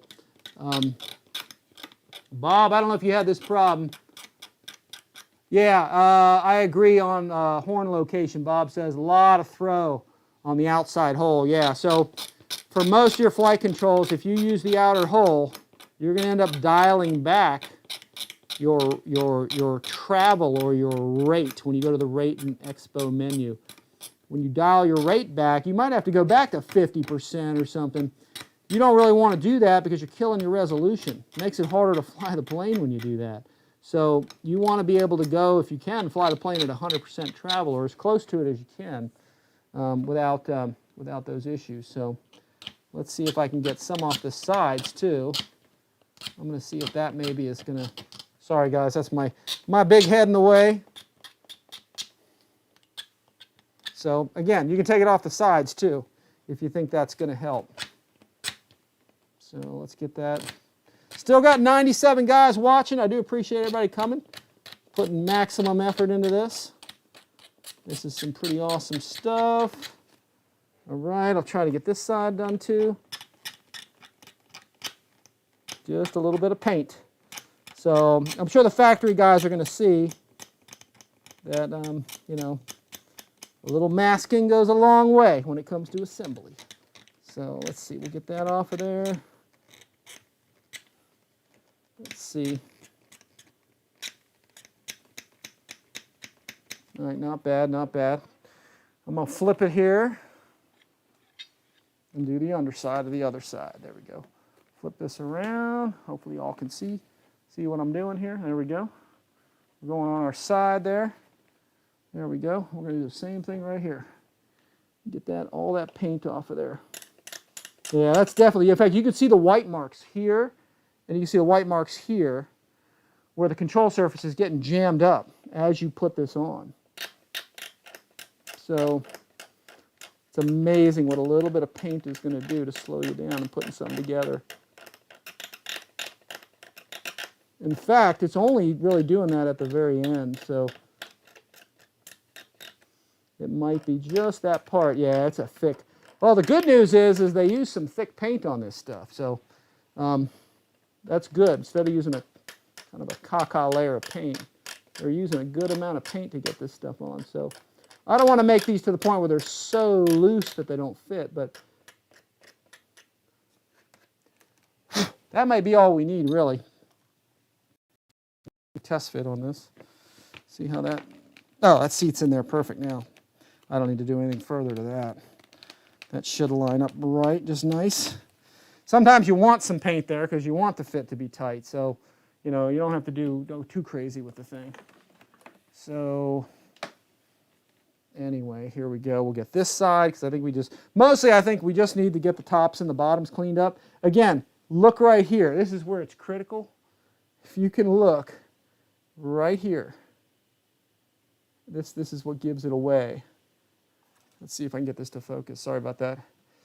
You could see right here where the paint is getting jammed up at the very edge.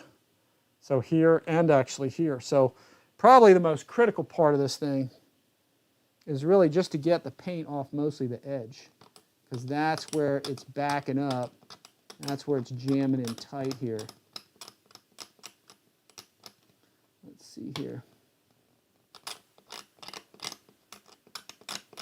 There we go. Now you can do this as long or as thorough as you'd like. You don't have to go too crazy with it. Probably that's really all we need to get off. That's probably the part that is keeping it, because there's, again, a little white edge. There's a little edge right along here where the paint is being smashed up by that part, because it's such a tight-fitting piece, and which is good. You want it to be tight fit. And again, you probably don't have to do the whole thing like I did. Just towards the end of it mostly. So, also, if you got paint on plastic parts like this, and the plane sits together for a long time and you try to take it apart, the paint kind of sticks and makes it harder to get off. So getting the paint off does help you with removing the part later, especially if it's been together for a long, long time. So let's see. Let me get this.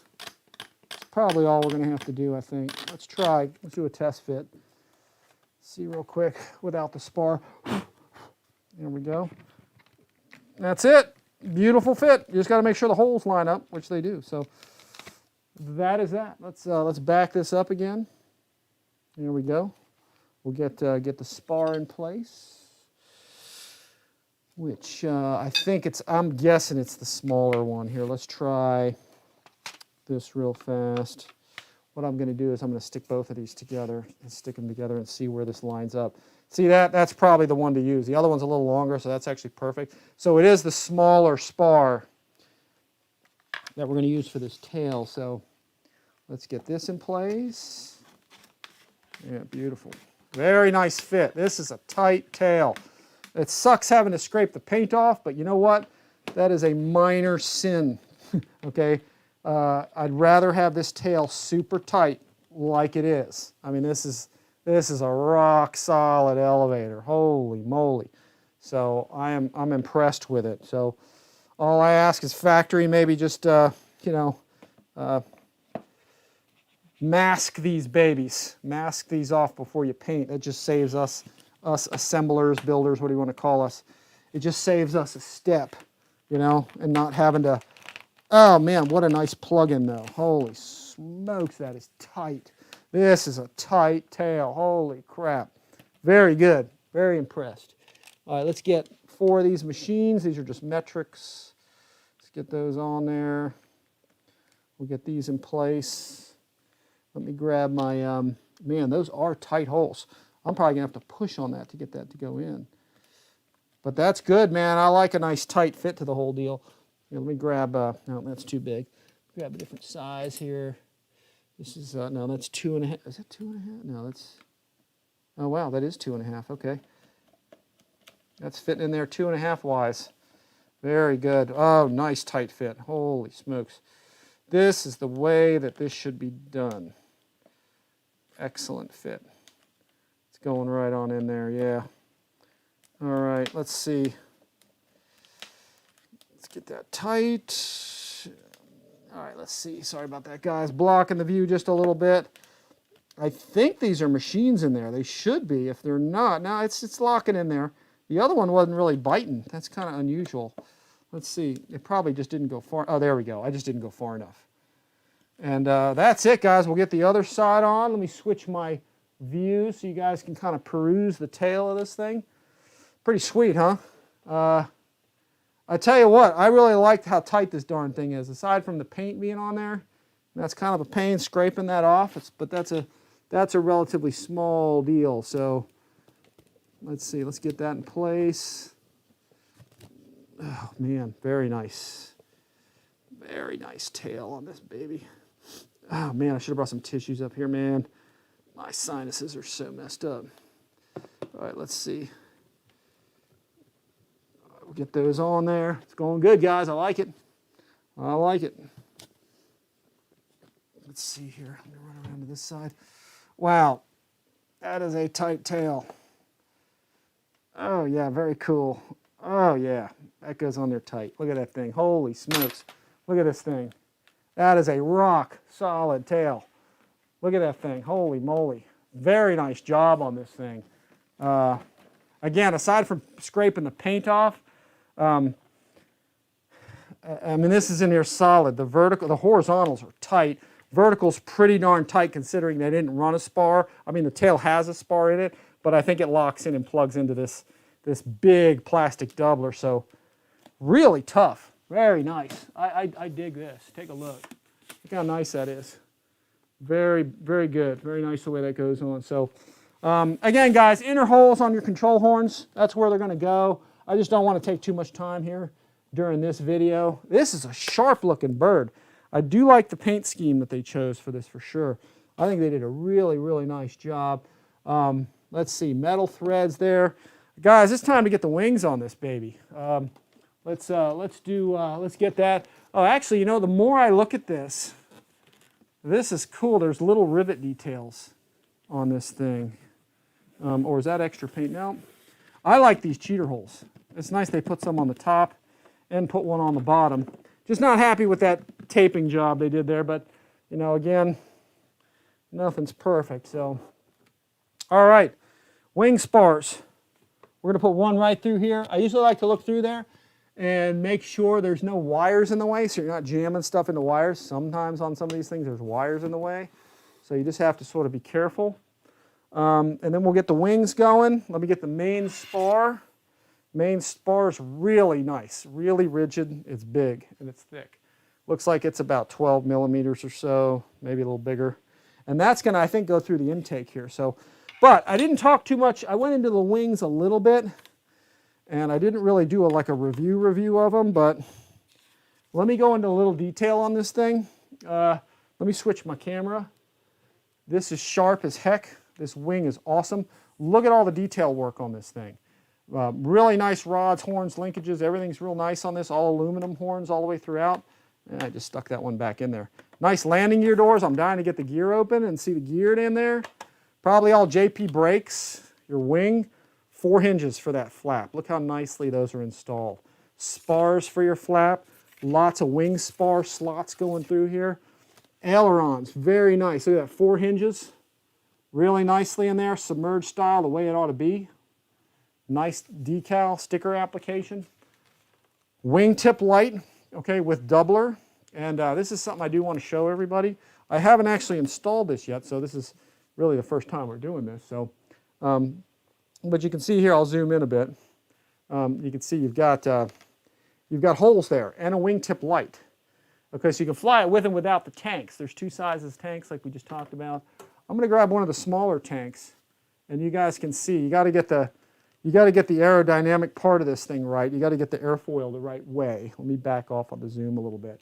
You just have to make sure you got the right one in there, and then all you do is flip it this way, slide it into position, which again, I haven't done this yet, and that's how your wingtip fits on. So you guys can see that that's what that looks like. Okay, there's your wingtip, very slick. Okay, you can fly the plane with or without the tanks, so that's your call. You can do it however you want. But there's 2 sizes of tanks. There's the small tank like this one that's painted with 2 colors, really nice. And then there's the larger tank as well. So take that off and put your larger tank on. See how that goes down. See how nice? That's a big wingtip tank. I think I like the smaller ones a little better. I think they're a little slicker looking. These are gigantic, the size of these tanks. So to get these on, all you do, folks, is just put 2 self-tapping screws right in there. And that's, I'm pretty sure, I'm not 100%, it's probably these longer ones right here that'll go through there. So I'm not going to do that right now.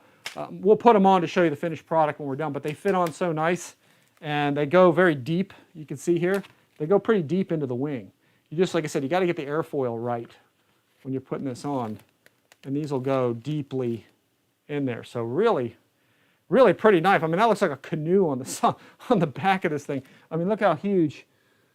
I mean, look how huge those things are. It's like I said, it looks like a Looks like a big old canoe on the side. It's huge. But you see, those are big, but you put these on, and I think for me, I think these smaller ones, to me, look a little cooler. Let's get that on there. I think those look a little sharper. You know what I mean? They're a little more streamlined, a little thinner looking.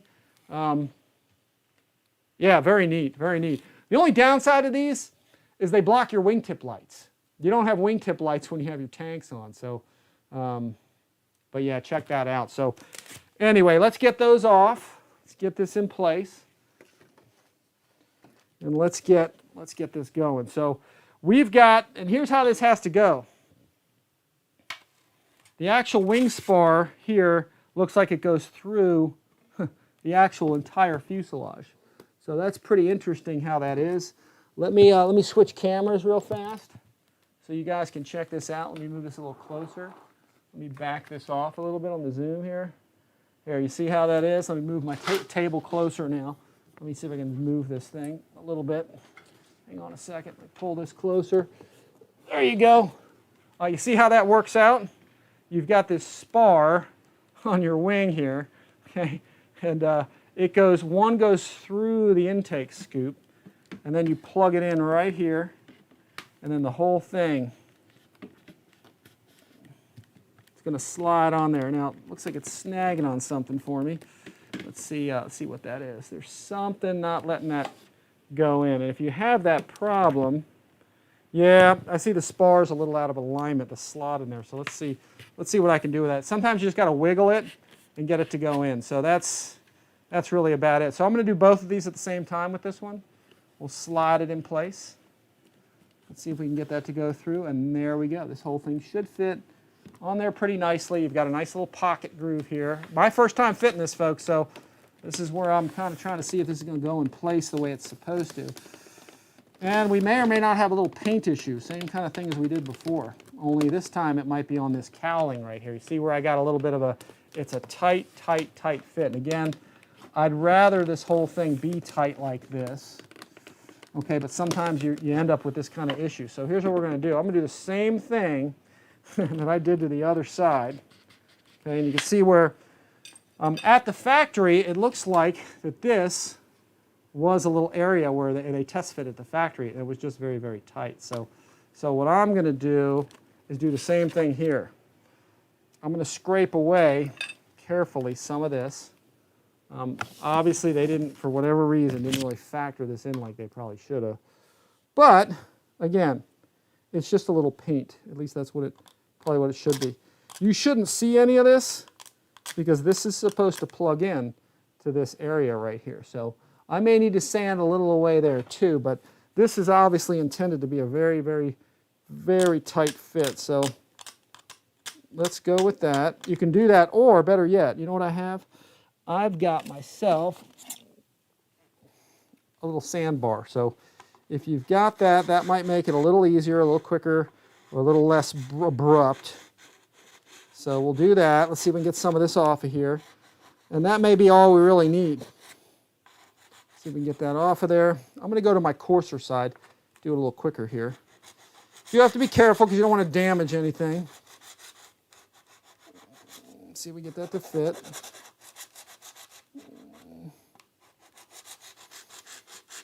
Looks like it's mostly on this front edge where that needs to kind of go into. So, you know, be careful not to hurt the finish of the model or anything. Again, these are all going to plug in. I'll probably get some touch-up paint anyway to do with this. Get this to fit a little better. All right, let's see. All right, there we go. See that? Just getting that a little cleaner. Sometimes you got tight-fitting parts, folks, and this is an unusual design the way that this airplane's designed because it's got this intake that comes, little intake that comes in from the wing right here, and this whole thing has to plug in the way this is designed. So would have been nice if this was part of the fuselage in some way, but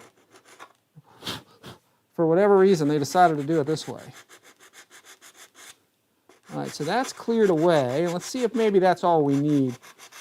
Hoping we just need a little bit of this, and maybe that'll be all we need on this edge. I'll sand away a little bit here too. That might stop it from going in as well. There we go.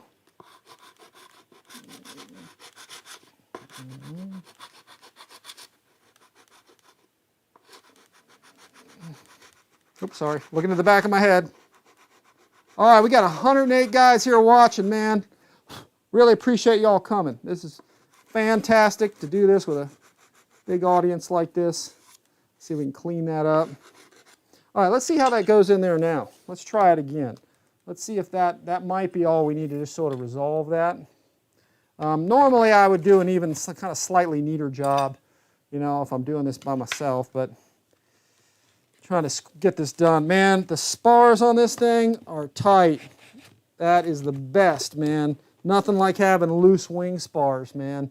Some of these larger jets from other places have the loosest damn wing spars, and it's just ridiculous. These are fantastic. I'd take this tightness on this thing any day of the week.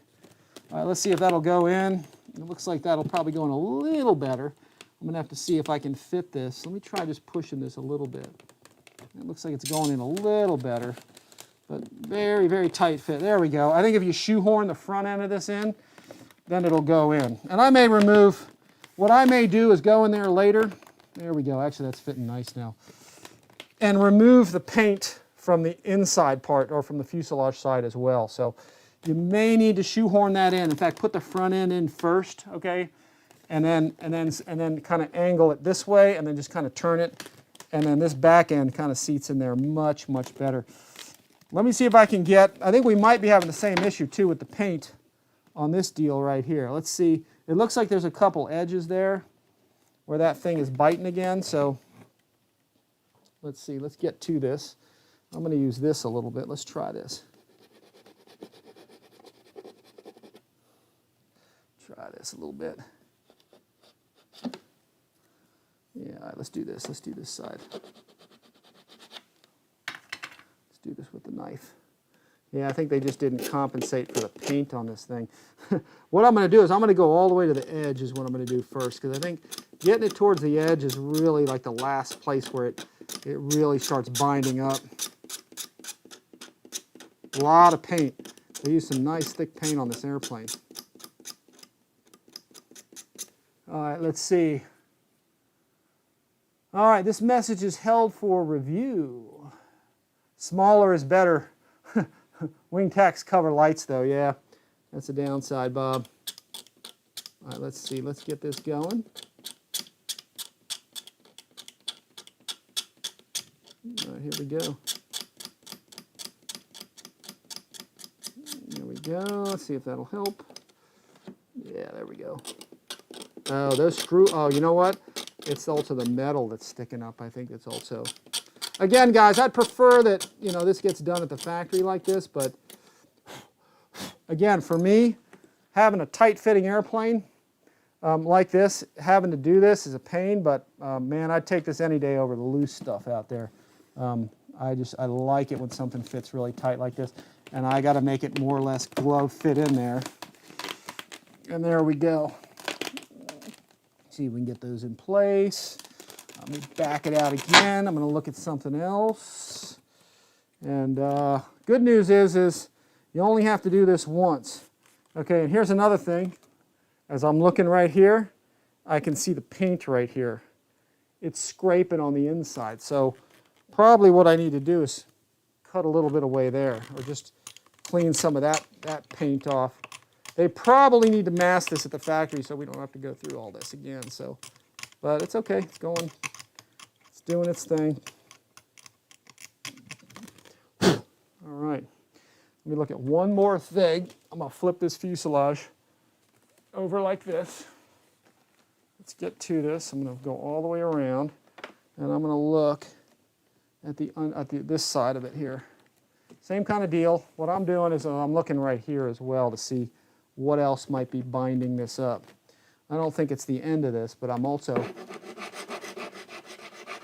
seeing it striking something here. That's one of the good things about red paint is you can tell, you can tell real easily when something's scraping because the red comes off and all you see is white underneath it. So let's see, let's flip it this way. One thing I'm seeing is I'm seeing some scraping here, and I'm seeing some on this side. So what I'm going to do is take some off of here. That might be what's stopping it. You just look for where the paint is binding. Look where it's scraping.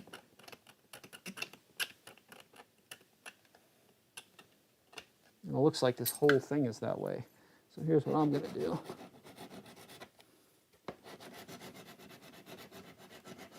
Again, guys, this is just some paint removal.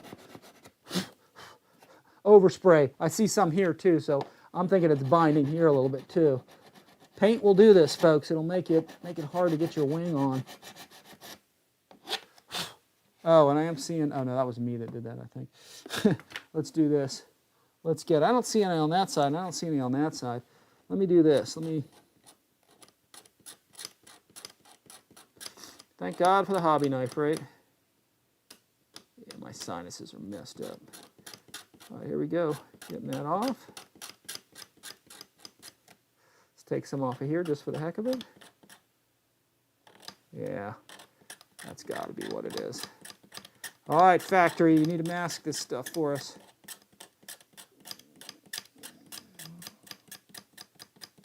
All right, let's see, that's probably all we need to do. I'm thinking that's it. Also, take a look at the intake here. Just like I was talking about, you know what, this might actually help the whole thing go in. If you can see this little white spot right here, this is where the leading edge of the wing is striking, okay? Again, it's a tight receiver area here for this. So what I'm gonna do to make this whole thing to go a little better is I'm gonna scrape this away. Hopefully you guys, I'm gonna look underneath here. Gotta go dentist style here. There we go. That's right, you call me the surgeon. All right.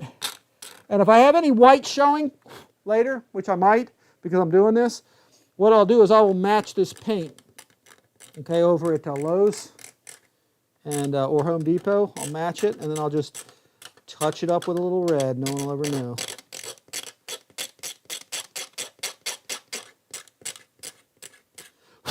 Very cool, very nice. Very nice. All right, let's get that. Sorry guys, my head's in the way. All right, let's see if that'll do it.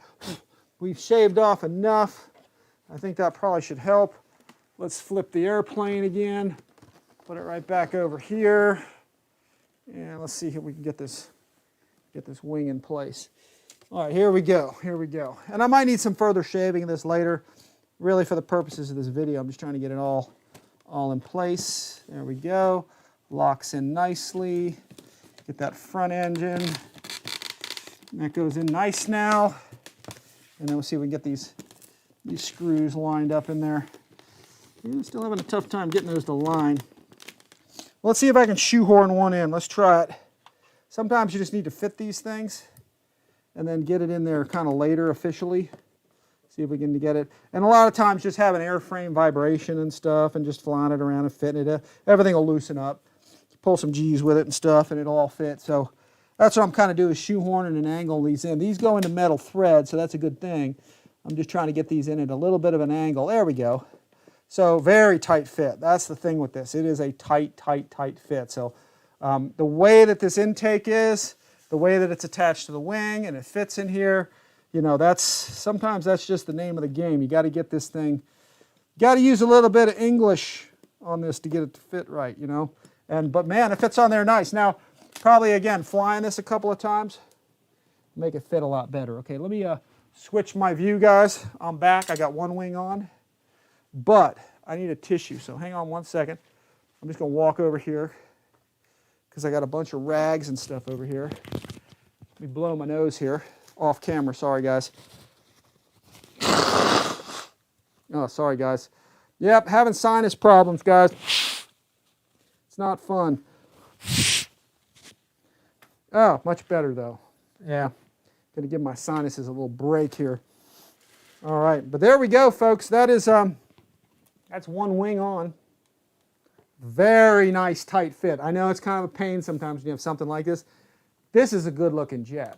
I'm impressed with this. I know it's tight. You got some little paint things and stuff, but man, super, super awesome. All right, we still got 99 guys watching too, so I want to thank everybody for coming. This is cool. Very neat. Again, ailerons, flaps. We're going to get those horns, rods, horns, linkages on. This is a sharp jet. The MB-339, I've never really looked at too much, but this is a killer paint job. I like the blue on the nose. I like these angle stripes. I mean, this is going to stand out when it's the visibility on this is going to be cool to fly. So, all right, let's get the other wing. We're probably going to fight this one a little bit too, but hey man, that's the name of the game. So let's flip this around. See, I'm already looking at those wing connectors down there. Here, let's see. Let me switch my camera angle. There we go. And I'm already seeing a little bit of kind of chafing here, here, and there, because I think they factory fit this. I'm actually seeing some here too. So we may need to go through that whole thing again with this, but let's kind of see how that goes on. Spar tube fits in there. Sorry guys, let me block your view there. Sometimes I got to get in there. All right, let's see. So now these spar tubes are kind of tight in there. So here's what I'm going to do. To get it to fit better, and this goes with most planes where you have an issue with this, what you want to do is sand these. And in fact, normally I would do this off the model, but since it's already on here, I'm just going to round the corners of this as I'm spinning the tube.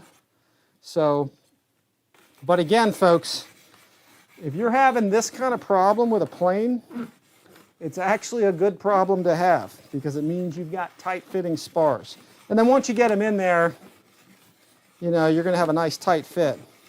A lot of other companies out there, spar tubes go on very easily, but the wings are loose. And you don't want that. So this is a pain.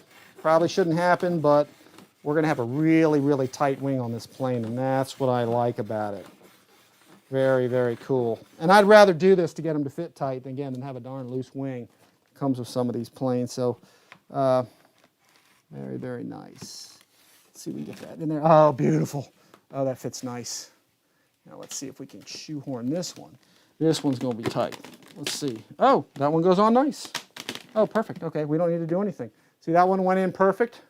These are a little tight, but we're going to shoehorn those too because I think that's the name of the game to put this thing in place. I think that's just the way that this airplane is. So due to the way that this fits in kind of, you've got sort of a step right here, where because of the way you've got to accommodate the intake, I think that's just how it is.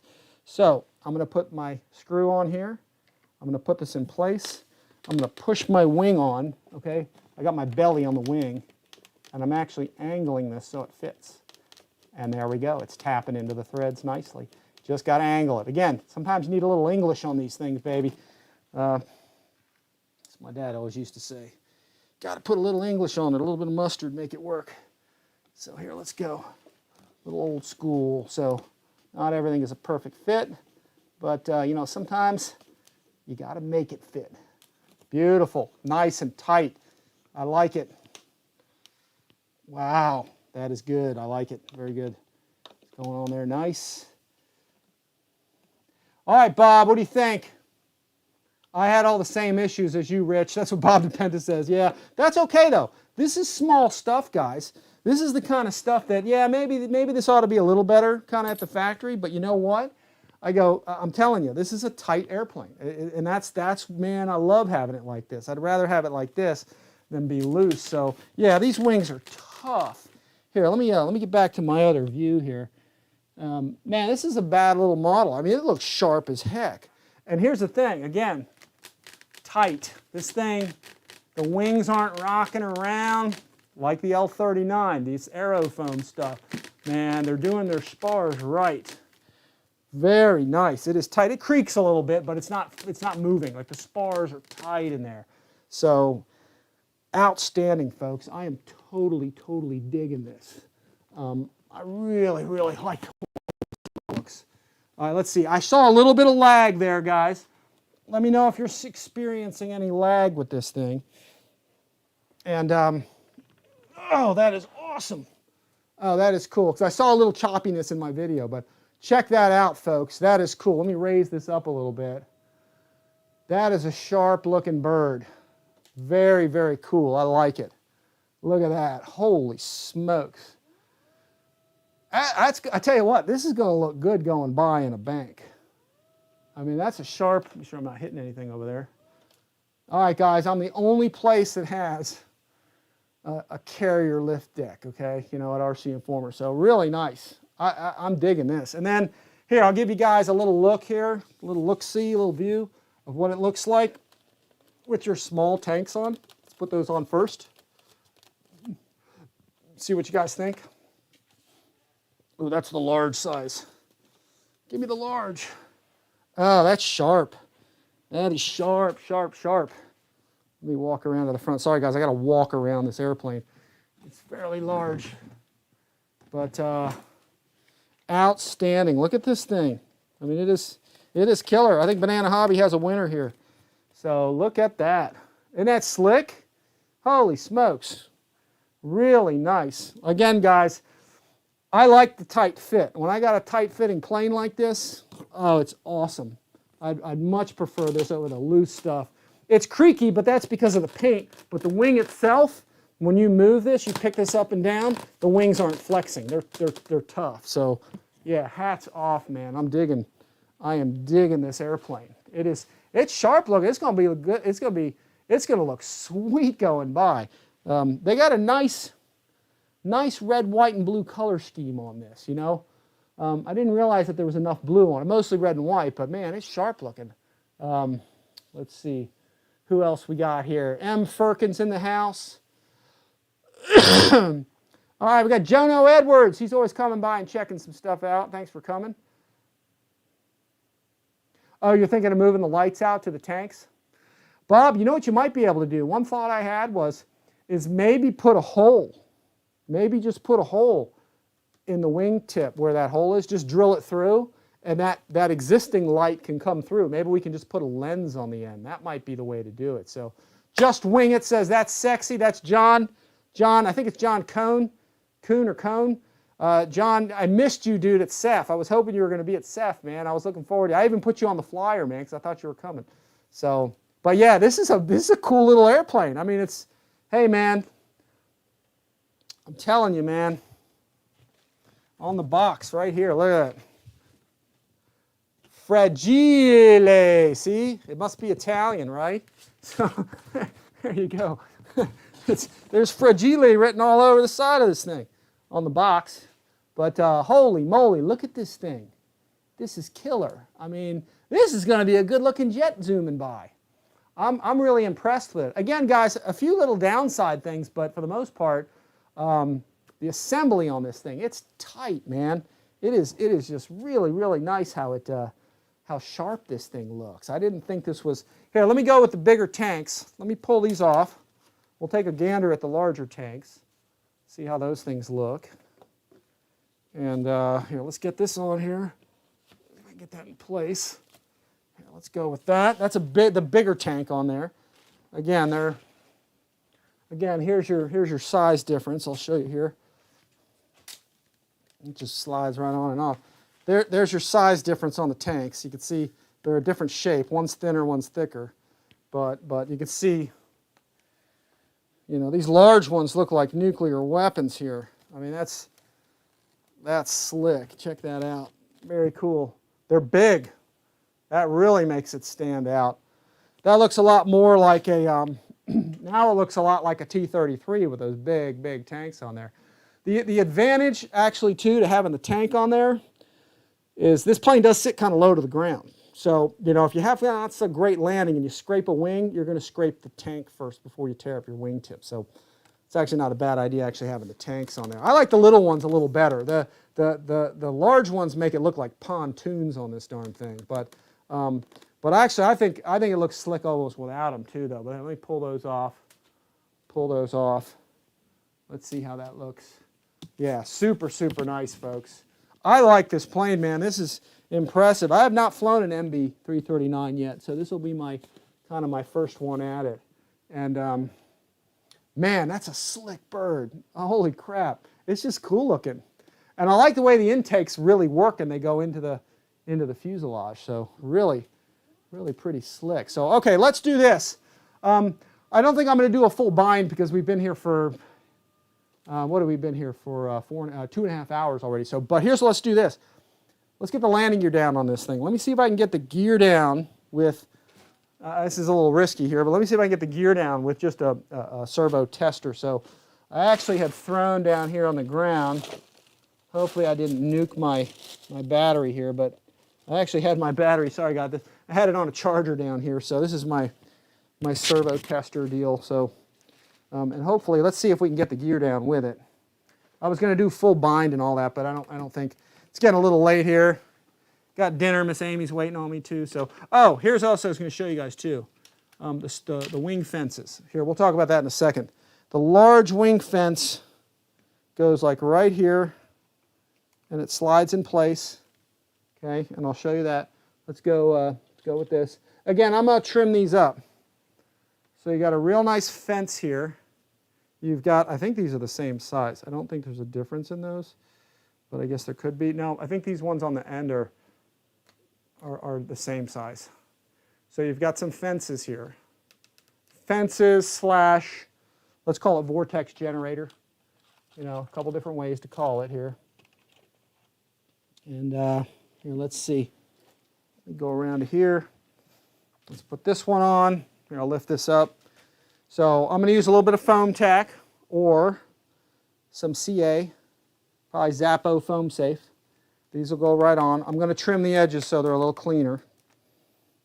And then I believe these wing ones, these are the same size, I think. See those? Those are the little ones. And here, I'll pull this off. Slide that. See, it doesn't want to come off now. I might just put a drop of CA down there is what I might do. And there's the large one. So here's your small ones. Here's your large ones right there. Okay? And we're just going to glue those on. I'm not going to do it right now. They actually stay on there kind of by themselves.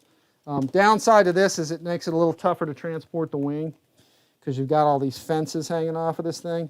But let me stick those on there so everybody can see that. Again, little foam safe CA or regular CA I think you can use because it's EPO. Or a little bit of foam tack, and you've got a nice group of stall fences on there. So, what they do is they generate vortexes around them, is what it is, and they energize the airflow over the ailerons, and they give you better speed, better control at slower speed. So, and they also prevent span-wise flow. It directs the airflow over the aileron and stuff for better control at low speed. So, but really cool. Let me back this up. Let me see if I can get some wheels down on this thing. Let's get that off of there. There we go. Let's get, let me see if I can find the landing gear because this thing has brakes and everything. See if I can find the gear. See if I can get these all put together. There's a bundle of wires here, which I'm going to take. Let me see if I can find a flush cutter here real fast. All right. Flush cutter. Need a flush cutter. All right. Wire cutter, flush cutter, where is it? All right, let's see. My flush cutter's missing in action here. So we can find that darn thing. Stay with me, guys. Hold the line. Let me find this darn thing. Flush cutter's probably all the way at the bottom, let me guess. All the way at the darn bottom of this thing. No, I don't know where they are. Sorry, guys, for the delay. On this thing. Here they are. All right, for anybody that does not know what a flush cutter is, it's this.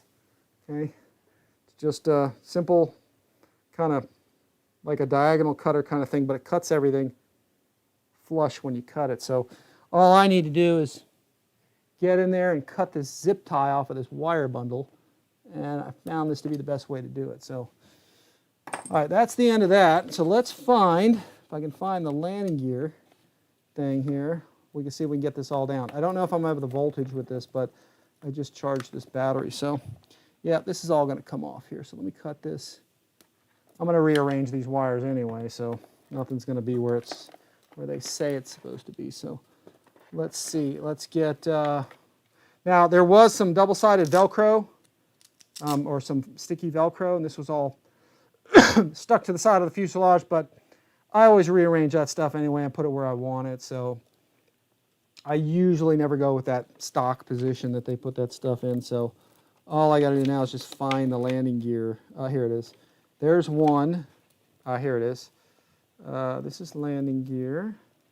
There's 2 in there. This is gear. Where's this one? Where's the gear? All right, let's see. Gear control. Let's see. Gear control. So this is the nose gear. The nose gear comes out of here. Okay. Put it through the hole. It comes out here. And then let's see.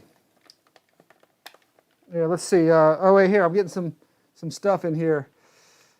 Wrecker Moroy says, sweet looking jet, Rich. Hello from Cedro Valley, Washington, USA. Victor Jets, are you going to helmet? I'm not sure what that means. Helmet. I'm not sure what that means. Just swing it. Rich, I really appreciate the way you bring the full-scale professional pilot's perspective to things. Thank you very much. Appreciate it. Trying to do that. So, oh, Hennet Jet Rally. Not sure where that is. All right, we still got 86 guys watching. Let's see if we can get this gear dropped, and then I'm going to go to dinner. So, a little bit of a wiring debacle here. Not sure where this goes or where that goes, and there's a wire that I don't know where that one goes. It's a little spaghetti action going on here, folks, but we will figure this out. So this one says landing gear, and these 2 say landing gear, and this one says gear. So this one is probably the one that drops the main gear, and this, oh, I know how they do it. That's right. There's a landing gear receiver, which is this one. Okay, that's what it is. You've got this landing gear control board here, and you've got these 2 that are both labeled, and I'll show you how easy that is. Let's see if I can get that in. It's not going to be perfect. Shoot. Here, let's see. Can I get this farther? There we go. These 2 are labeled gear. Sorry, guys. These 2 are labeled gear. Okay. One comes from the front, one comes from the back, so you just plug that in. And then there should be, if I'm not mistaken, make sure the polarity is right, because there's only 2 connectors here, folks. So you want to make sure that the polarity is the way it should be, okay? And then once you got that, this control board right here, there's a single, let me pull this off. There's a single connector off this board. This should, I'm crossing my fingers here, this should be the one thing that gets the gear down, I hope. So let's cross our fingers. Let's plug in this thing into here. There we go. Looks like we got some landing gear door action. There we go. Coming down, baby. Look at that. Perfect. Right out of the box. Really nice. Looks like we've got nice compression on this nose gear. Check out those gear doors. We've got brakes. Outstanding. So it works like a charm. Let me unplug this. I don't see any lights on here anywhere, but let me unplug it here, because what I want to do is I'm going to actually go through the speed brake. Speed brake hole down here. I'm going to drop the speed brake, and I'm going to put this wire here. Let me unplug this. I'm going to run this wire here through the speed brake hole. Okay, just so I can get to this landing gear thing with the canopy on, because I don't want to flip this over on the stand, okay, without the canopy, because you ding up the edge of this thing. So, as you guys know, Horizon Hobby's been doing a nice job with their airplanes, putting these plastic edges all the way around here. Those are expensive to make all those molds, but they make the canopy like you can't ding this thing, and you can't ding this. Obviously, you can't ding that, but this one doesn't have that. Most planes don't have that, so that's a very kind of expensive kind of mod to make. So, but what I'm going to do is I'm going to close that flap door, or that door right there, and let me flip this upside down so we can get a good look at these things inverted with this thing. So let me flip this around.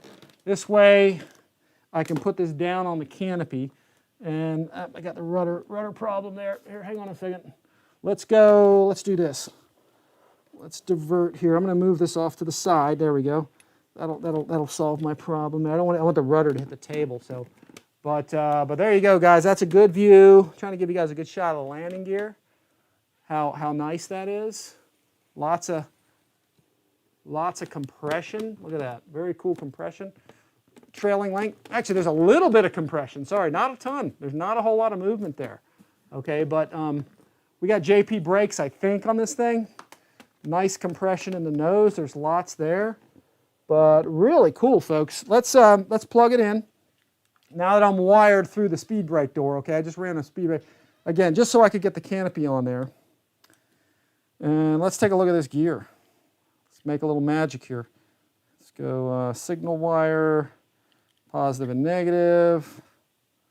Let's get this going. All right, here we go. Oh, I dropped my glasses. All right, let's see if we can do another cycle out of this. All right, there's your doors opening. Very nice, very nice. Nice slow action, nice slow scale action there. Very cool. Nice doors. Oops, nice doors. Everything closes up well. So not bad, not bad. Let's do that again. We'll do another cycle. There come your main doors. There you go. It's harder to show a model like this because it's so big, especially on a live show. But yeah, beautiful on the retracts. I'd love to see a landing light or two on this somewhere. That's probably the only thing that's lacking, but you know, very nice model. Nice the way that they've set it up. The landing gear is very cool. You can see your wingtip light there. Let me see if anybody's got any questions here on this deal. Okay, some people are saying some things that are kind of being held for review. So, someone named Bob Sucker is having a problem. Rich Brock or ban the troll. Okay, is it Bob the Sucker? Is he the one I got to ban? Okay. Yeah, no foul language, guys. You know, after all, this is model airplanes, guys. You don't have to go too crazy over all this stuff. It's just model airplanes. I got multiple accounts. All right, whatever. All right, let's see. Let's do this. Let's say, let me see if I can look at what's going on here. Let me see. Let's do this. I don't know, or just wing it saying to get rid of this guy. So ask for and you shall receive. How far back's this guy going? I haven't been looking at the chat thing. Let's see. Let's see. Bob Sucker comes on there, says all kinds of things. You got a lot of stuff held for review. That's all right. Hey, the good thing is, guys, is that you know this guy, Bob Sucker, I'm going to call him. You know who he is. So anyway, it's great when people go out there and expose themselves like this because they just, you know, make themselves known. So let's see. Wanted commercial content. Let's try that. Let's do that. So we will ban him. Let's see. Choose one. Gives me another option.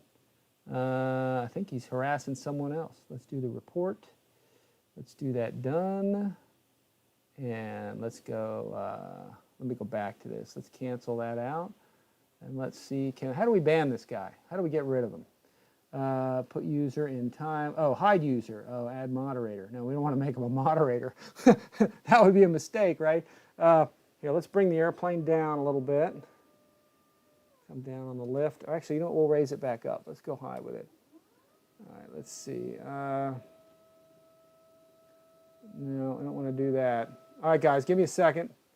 Trying to see if I can do a ban. Pin, report, put user in time. Hang on, let's see. Okay, put him in a timeout. Is that what that's going to say? Put user in timeout. Hide user on this channel. I guess that should do it. Let's see if that'll do it, guys. Trying to get rid of him. Message was deleted. Let me know, guys, if that's gone from the chat log. So obviously this guy's got some issues. So Victor RCINFORMER, Hemet, California, Rich, Rabel. We are too far for most other events. Okay, gotcha. Bob DePenta says Y connection. One receiver. Let's see. Hemet Model Masters Air Park. Okay. Bob says brakes have a pretty long delay before engaging. Yeah. The ones on my, I tell you what, the ones on my L-39, they stop the airplane pretty well. I mean, I don't have to do anything to really make them crazy. But here, let's cycle those gears again. You guys can see all that. Nice slow action on those, very scale, very nice. Lots of E-rings in there. Let me see. let me see. All right, we held that guy. He's gone. So Chief ERC, good riddance. Just wing it. Nice, Rich. Yeah, that's it. We can just get rid of him. Just push a button, and he's gone. That's it. So let's see. That's done it, Rich. All right, thanks for coming, guys. Thanks for letting me know. Yeah. All right, we'll get rid of that clown. Let's see. Ralph Salgado. There's one recommendation for the flaps. Put a back plate in the flap hinge that has the control rod. All other control surfaces have it except the flaps. Okay, that's coming from Ralph Salgado. Ralph is like the one of the Banana Hobby kind of test pilot guys. He gets these things early and tests them all out and stuff, and I get him to do reviews and stuff. So we kind of work together. Ralph's letting everybody know that there needs to be some sort of back plate on the flap. So let's see. I'm trying to remember. I'm not 100% sure. He's saying we need it, but I don't know if that's critical just because this one has its own plate. But he's saying it needs a back plate, so maybe we'll do that. I don't know. I'll mess with that and see. But it's connected on a horn that's glued, so I'm not sure. But he's saying a back plate is something that we should have. This one doesn't have a back plate. It kind of does, but it's got it's got part of it. I guess it does have one a little bit. So, all right, maybe Bob's right. So we'll see. I'll mess with that. I'll probably, I'm sorry, Ralph. I'll talk to Ralph about it, and we'll mess with that. All other surfaces have it except the flaps. So yeah. Zoom in on the landing gear a little bit. That's from Raymond Molina. In fact, what I'm going to do, let me check out my other camera angle and see if that'll help us get in on it better. No, it doesn't look like it. Hang on a second. I can fix that. Let's do this. Let me get you guys, let me go back out. No, that's probably about it. Let me try to lower the table here, get my head out of the way. You can see lots of foam debris everywhere. Let's see if we can get this down. I think I can make that happen for you, Ray. Let me see if I can do that. Let me move some of this stuff over. Here, let's see, we're gonna get this out of here. All right, let's see here. I'm gonna move the whole plane if I can. I'm gonna try to move the whole thing closer without trashing my vertical stabilizer on here. Yeah, no, I'm trying not to hit that. There we go. Well, we got the nose gear. Let's see, we got one main gear kind of in there. That's probably about the best I'm going to do with it. So let me give you guys a little bit of retract action here. There's the main gear door opening. One of the gears coming out from the middle. There you go. Nose gear cycling. So really nice. I really kind of like, it's a very nice kind of setup the way this is. Let me give you guys a close-up. In fact, here's what I'll do for you, Ray. Since I can do requests. Here, let's do this. Let me loosen this up. Let me give you a better shot of the main gears. There we go. All right, let's tighten that up. There we go. And I think I can zoom on that. Hopefully that's not going to mess up my signal any. But here we go. Let's get, let me go back out a little bit. No, the other way. There we go. That's probably close enough for government work, right? There we go. But yeah, there we go. So there's your landing gear. There's the cycling of the mains. Doors opening nicely. There we go. Very cool. Good thing I charged up that battery. Very, very nice. Very nice. Yeah, those doors close up nice. Very cool. Let me get you in on the nose gear. Let's do that. I'll kind of angle you down here. There's a whole bunch of stuff over here. Actually, I'm not going to be able to get over there. But I can move the nose gear here. Let's do this. Got planes everywhere here, folks. Let's see. We'll get this back here. Let's angle this so we can get a better shot. Let's see. Let's go. See if I can get down here on the nose gear. There you go. There's our nose gear. Get you right in on that. I hope you guys like the multiple camera angles I've got here. Yeah, I'm the only one that's got that. Pretty cool, huh? Let's zoom in. Zoom in on that. I can give you guys the detail that you need. Look at that. Check that out. Pretty sweet, huh? Let's cycle that. You guys can see how that looks. Very cool. The nose gear has like a trapeze mechanism in it. Let me get my head out of the way here. And you can see what that looks like. Let me try to angle this a bit so I can get in on there. See, it's got this little mechanism down here that's spring-loaded. And when the wheel goes in there, it strikes this. It's a little striker plate kind of thing. And when it pushes on that, it closes the doors. And then it springs open. So real nice, nice aluminum all the way around it. Ball bearings in all the wheels. So you can see how nice the wheels are. And you get an idea when you cycle the gear. There it is going in there. There's your nose wheel steering servo. It goes in, it probably acts as a scrubber and stops the wheel, and the door's closed. So pretty slick, guys. Really, really very nice setup, I gotta admit. Very, very cool. So we'll get that open one more time. Yeah, very good. Still got 74 guys here. I appreciate y'all coming by. Do we got that guy coming back again? Is that guy back here again? Yeah, let's see. Yeah, it's some clown. Oh, he came back as a different name. Yeah, I got a big mess here, guys, but hey, good things come out of this. So let's hide this user. Let's hide the guy again. He came back as a different name, so that's great. Nothing but first class, man. Nothing but first class. There we go.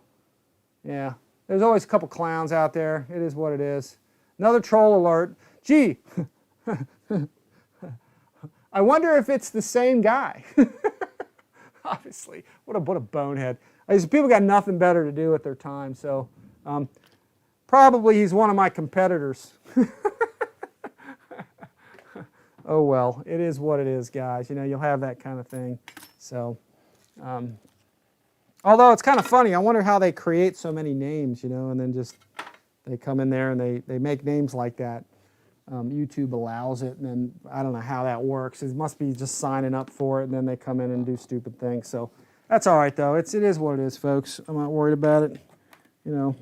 All right, let's see what we got. Let me see if I can get in on a main gear here. So let me roll this around. These Ernst stands are the bomb. They get the job done. Here, let's see. I'm going to try and get in on a gear here for you if I can. Turn this airplane around without dropping this thing. Yeah, it's messy in here. Let's see if I can get down on one of these gears, because I really want to show you guys, you know, the detail on this. So let me swap cameras one more time. Open up the black hole effect here, and let's see what we got. Let me angle this for everybody so y'all can get in. There's your landing gear. All right, can't get any closer than that, I think. Here, look at that. That's it right there. Let me see if I can straighten this out a little bit. And there you go, man. There you have it. Well, let me plug that in again, though, because I got my thing unplugged. Let's see what we got. Manual mode. Let's drop that gear or open it up. There you go, guys. And that is it going into the bay, into the well. Here, I can even angle that a bit for you. Here, let's angle it. Actually, I can do that. I have the technology here. Let me go back here a little bit. Yeah, the doors are slowed down actually, so we do have that feature that just when you first plug them in, that's not engaged. So you see it slowly opens right there. And that's it. So very cool. Very slick. And you got the wheel brakes and everything. There's a little bit of a noise it makes. There we go.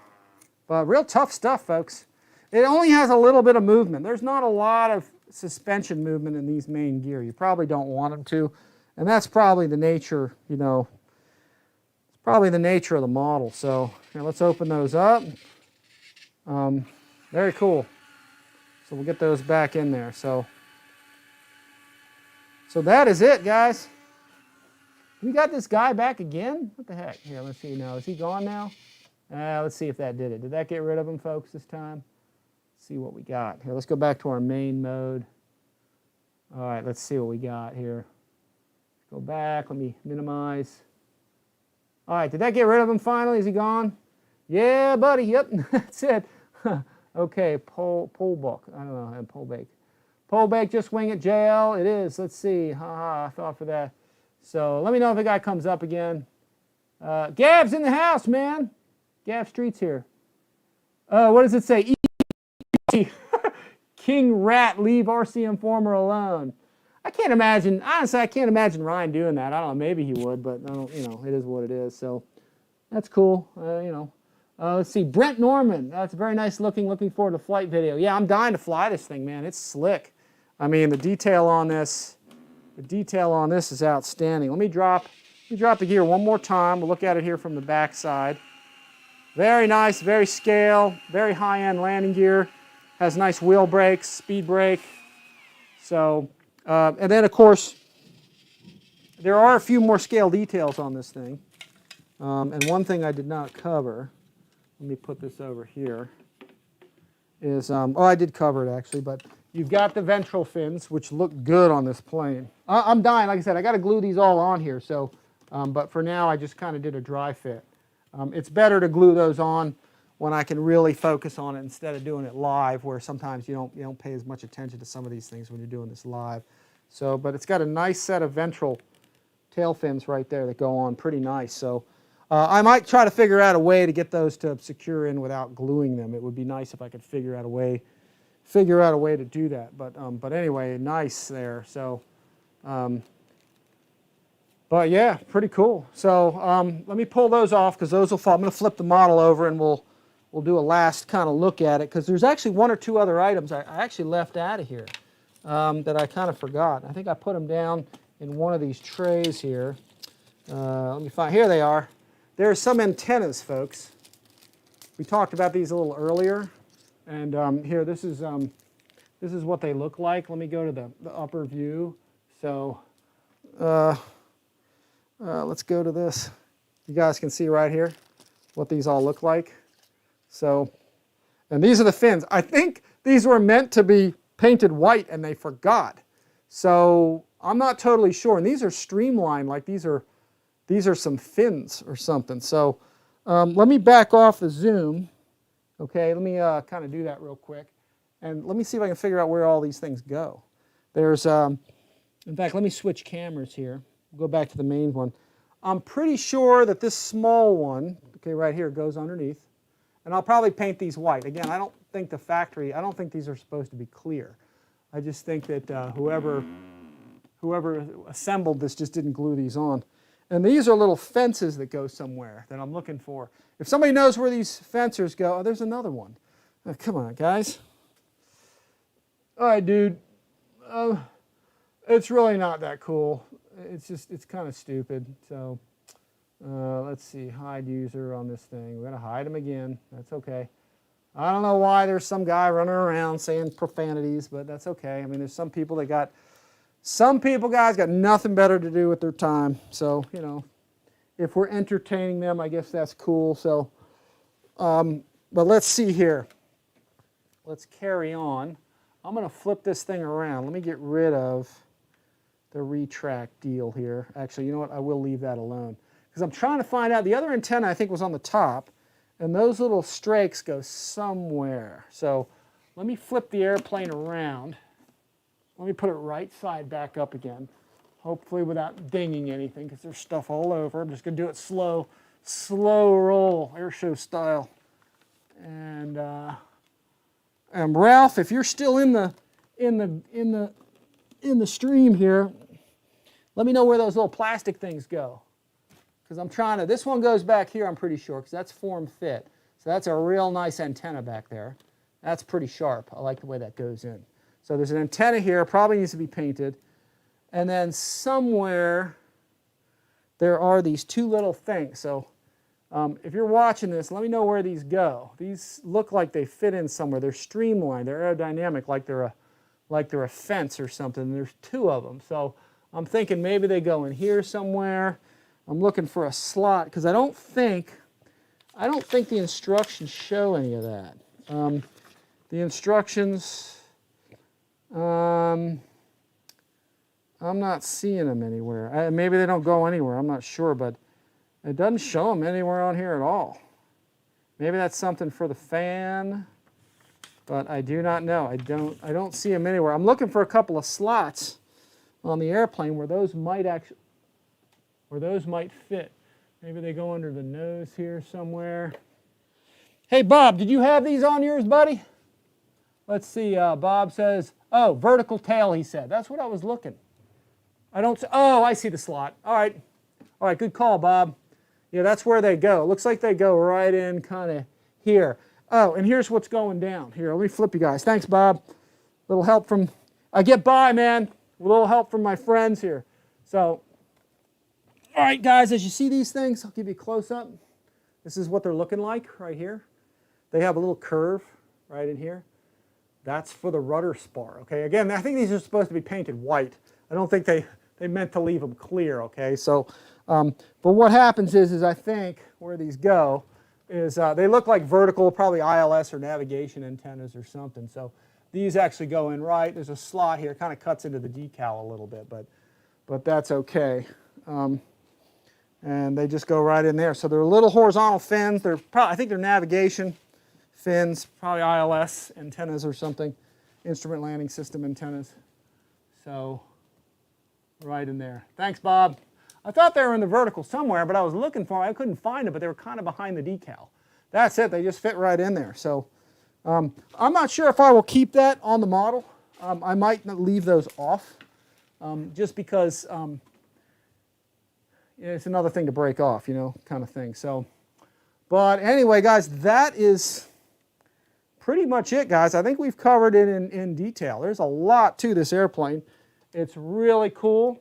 This is one of the many Aerofoam Banana Hobby 105 millimeter EDF jets coming that are really, really sweet. I mean, this thing is fantastic. Let me, in fact, I'm going to get the gear back up because I like to put it in a bank, but check it out. I mean, it just looks so nice. Such a nice looking model. When this is clean, yeah, let me clean it up. Let me get this thing cleaned. Let's check it out here. Plug that in. Those wingtip lights are bright. So I just wish it had a landing light on it. Let's get those wheels up. Those are coming up, coming up. Very nice. Outstanding. Let me unplug this thing. So, and that is it, folks. Pretty sharp. So again, the only thing I really didn't do in this video was to actually get all the horns on it. So you got to put the rods, horns, and linkages. I'll talk about that more at the field when I get this out there flying, because I think everything has to go on the inner holes of all these surfaces. So, oh, someone said, can you disable the chat? Block works great. Yeah, the block works okay. That's from Gary S. Fins go on vertical, just wing it, yep.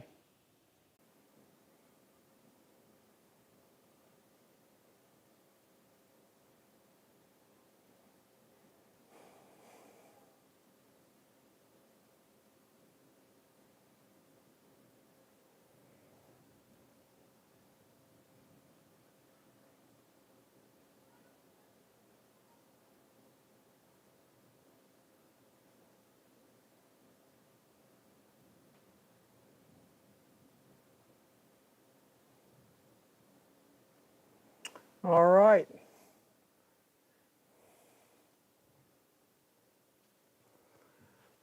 Can anybody hear anything I'm saying? I'm actually on, I actually went on wireless to try this out. If you guys can hear me, let me know. I'm just curious to see. We had thunderstorms in the area and everything got knocked out. Hey. Hang on. Let's see. You got it back? You got it back, Roy? Reckon Roy's still here. Let's see. I'll put this in a bank here and see if I can get back in. Rich, I'm really pleased with your show. That's Kyle Stam. Hey, thanks, guys. I have actually, guys, right now, if you guys can hear my voice okay, just let me know. We lost all internet at the house. There are thunderstorms outside. So, you know, strangely enough, I actually activated, the only way I could get back on is I activated my hotspot, okay, on my phone, okay? So, so I'm actually operating on the phone right now off of wireless from my phone. So anyway, Ian says I'm back. We got 30 viewers.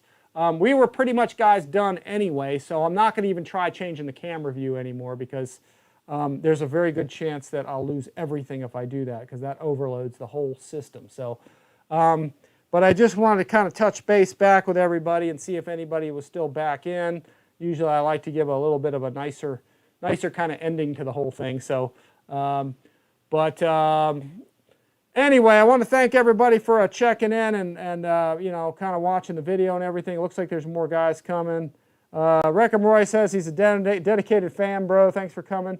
This jet is a little bit expensive. Kyle Stam says, well, here's the thing. For a model of this size, the price is actually very good on it. I mean, you got to kind of get a lot for your money for a big model. So, I mean, all you have to do is add a receiver to it. You know, most of these big jets are in the $700 to maybe $1,400 range. So, and this one's under $1,000. So, you know, it's a lot of plane for the money. So, I just thought I'd just let you know that. Funny, I use hotspot now too because the internet down here is too something or other. Yeah, it's Lyndon Stewart says, here, let me see if I can pull it up. I was asking for the price. Let me see if I can pull up Banana Hobby here. Let me see if I can pull them up. And let me go to EDF Jets. Let me go to Foam Jets. Let's go down here. Let me show you this one. And let me pull this back up. Websites. Let me go to this. I'll pull it up on the screen here if you give me just a second. Let's go here. And let's put that right up there. You guys should have it there. There's no picture again, guys, because the airplane's brand new. So I'll be taking some pictures. So will Ralph Salgado, and we'll be sending them, you know, to Banana Hobby to put some pictures up. So. But there's what you got. It's $945 on sale, so it's a lot of plane for the money. Nice model. Yeah, it's not the cheapest plane in the world, but these big airplanes, that's about what they are. So, but anyway, yeah, I want to thank everybody for coming again. Here, I'll lower this back down. This thing is just totally awesome. I'm really into these larger models, and these planes coming from Banana Hobby. Are really awesome. You know, same thing with the L-39 in the background. It's pretty sweet. And I'm going to try to have this thing at Jet Jam, folks. So I'll try and bring it with me. Yeah, I'm still on right now. I'll be down in a second.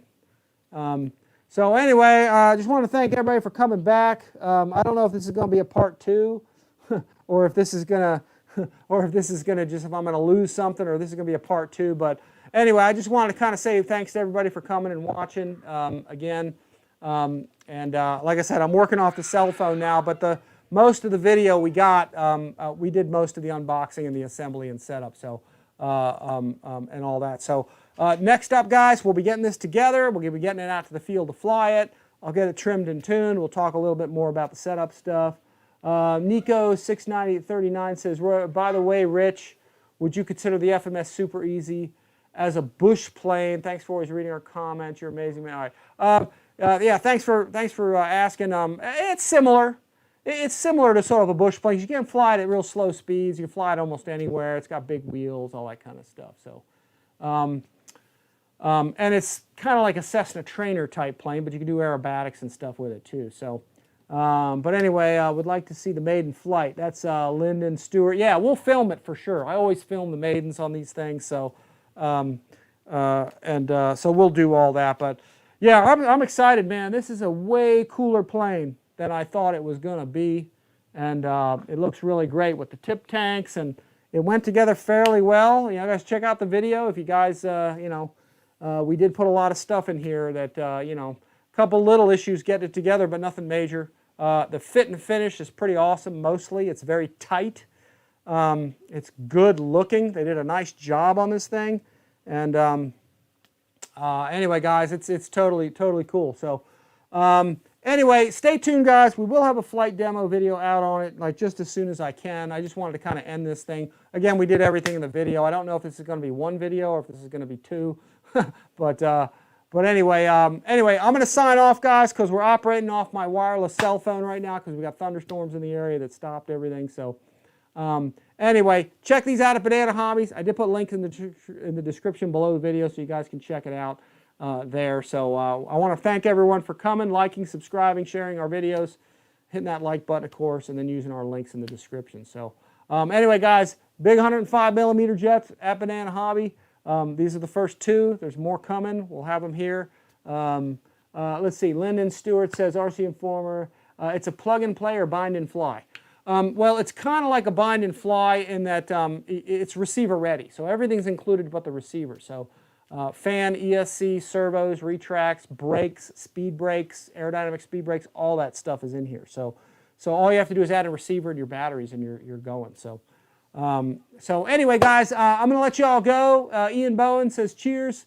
I don't know if this is going to be a separate video or if this is going to be the full thing, but I'm going to try and end the video and see if it all loads up onto YouTube, hopefully, because it ended abruptly because of all the thunderstorms. So, again, guys, thanks for watching. Check it out at Banana Hobby. More's coming. Stay tuned. We'll have the maiden of it out just as soon as we can.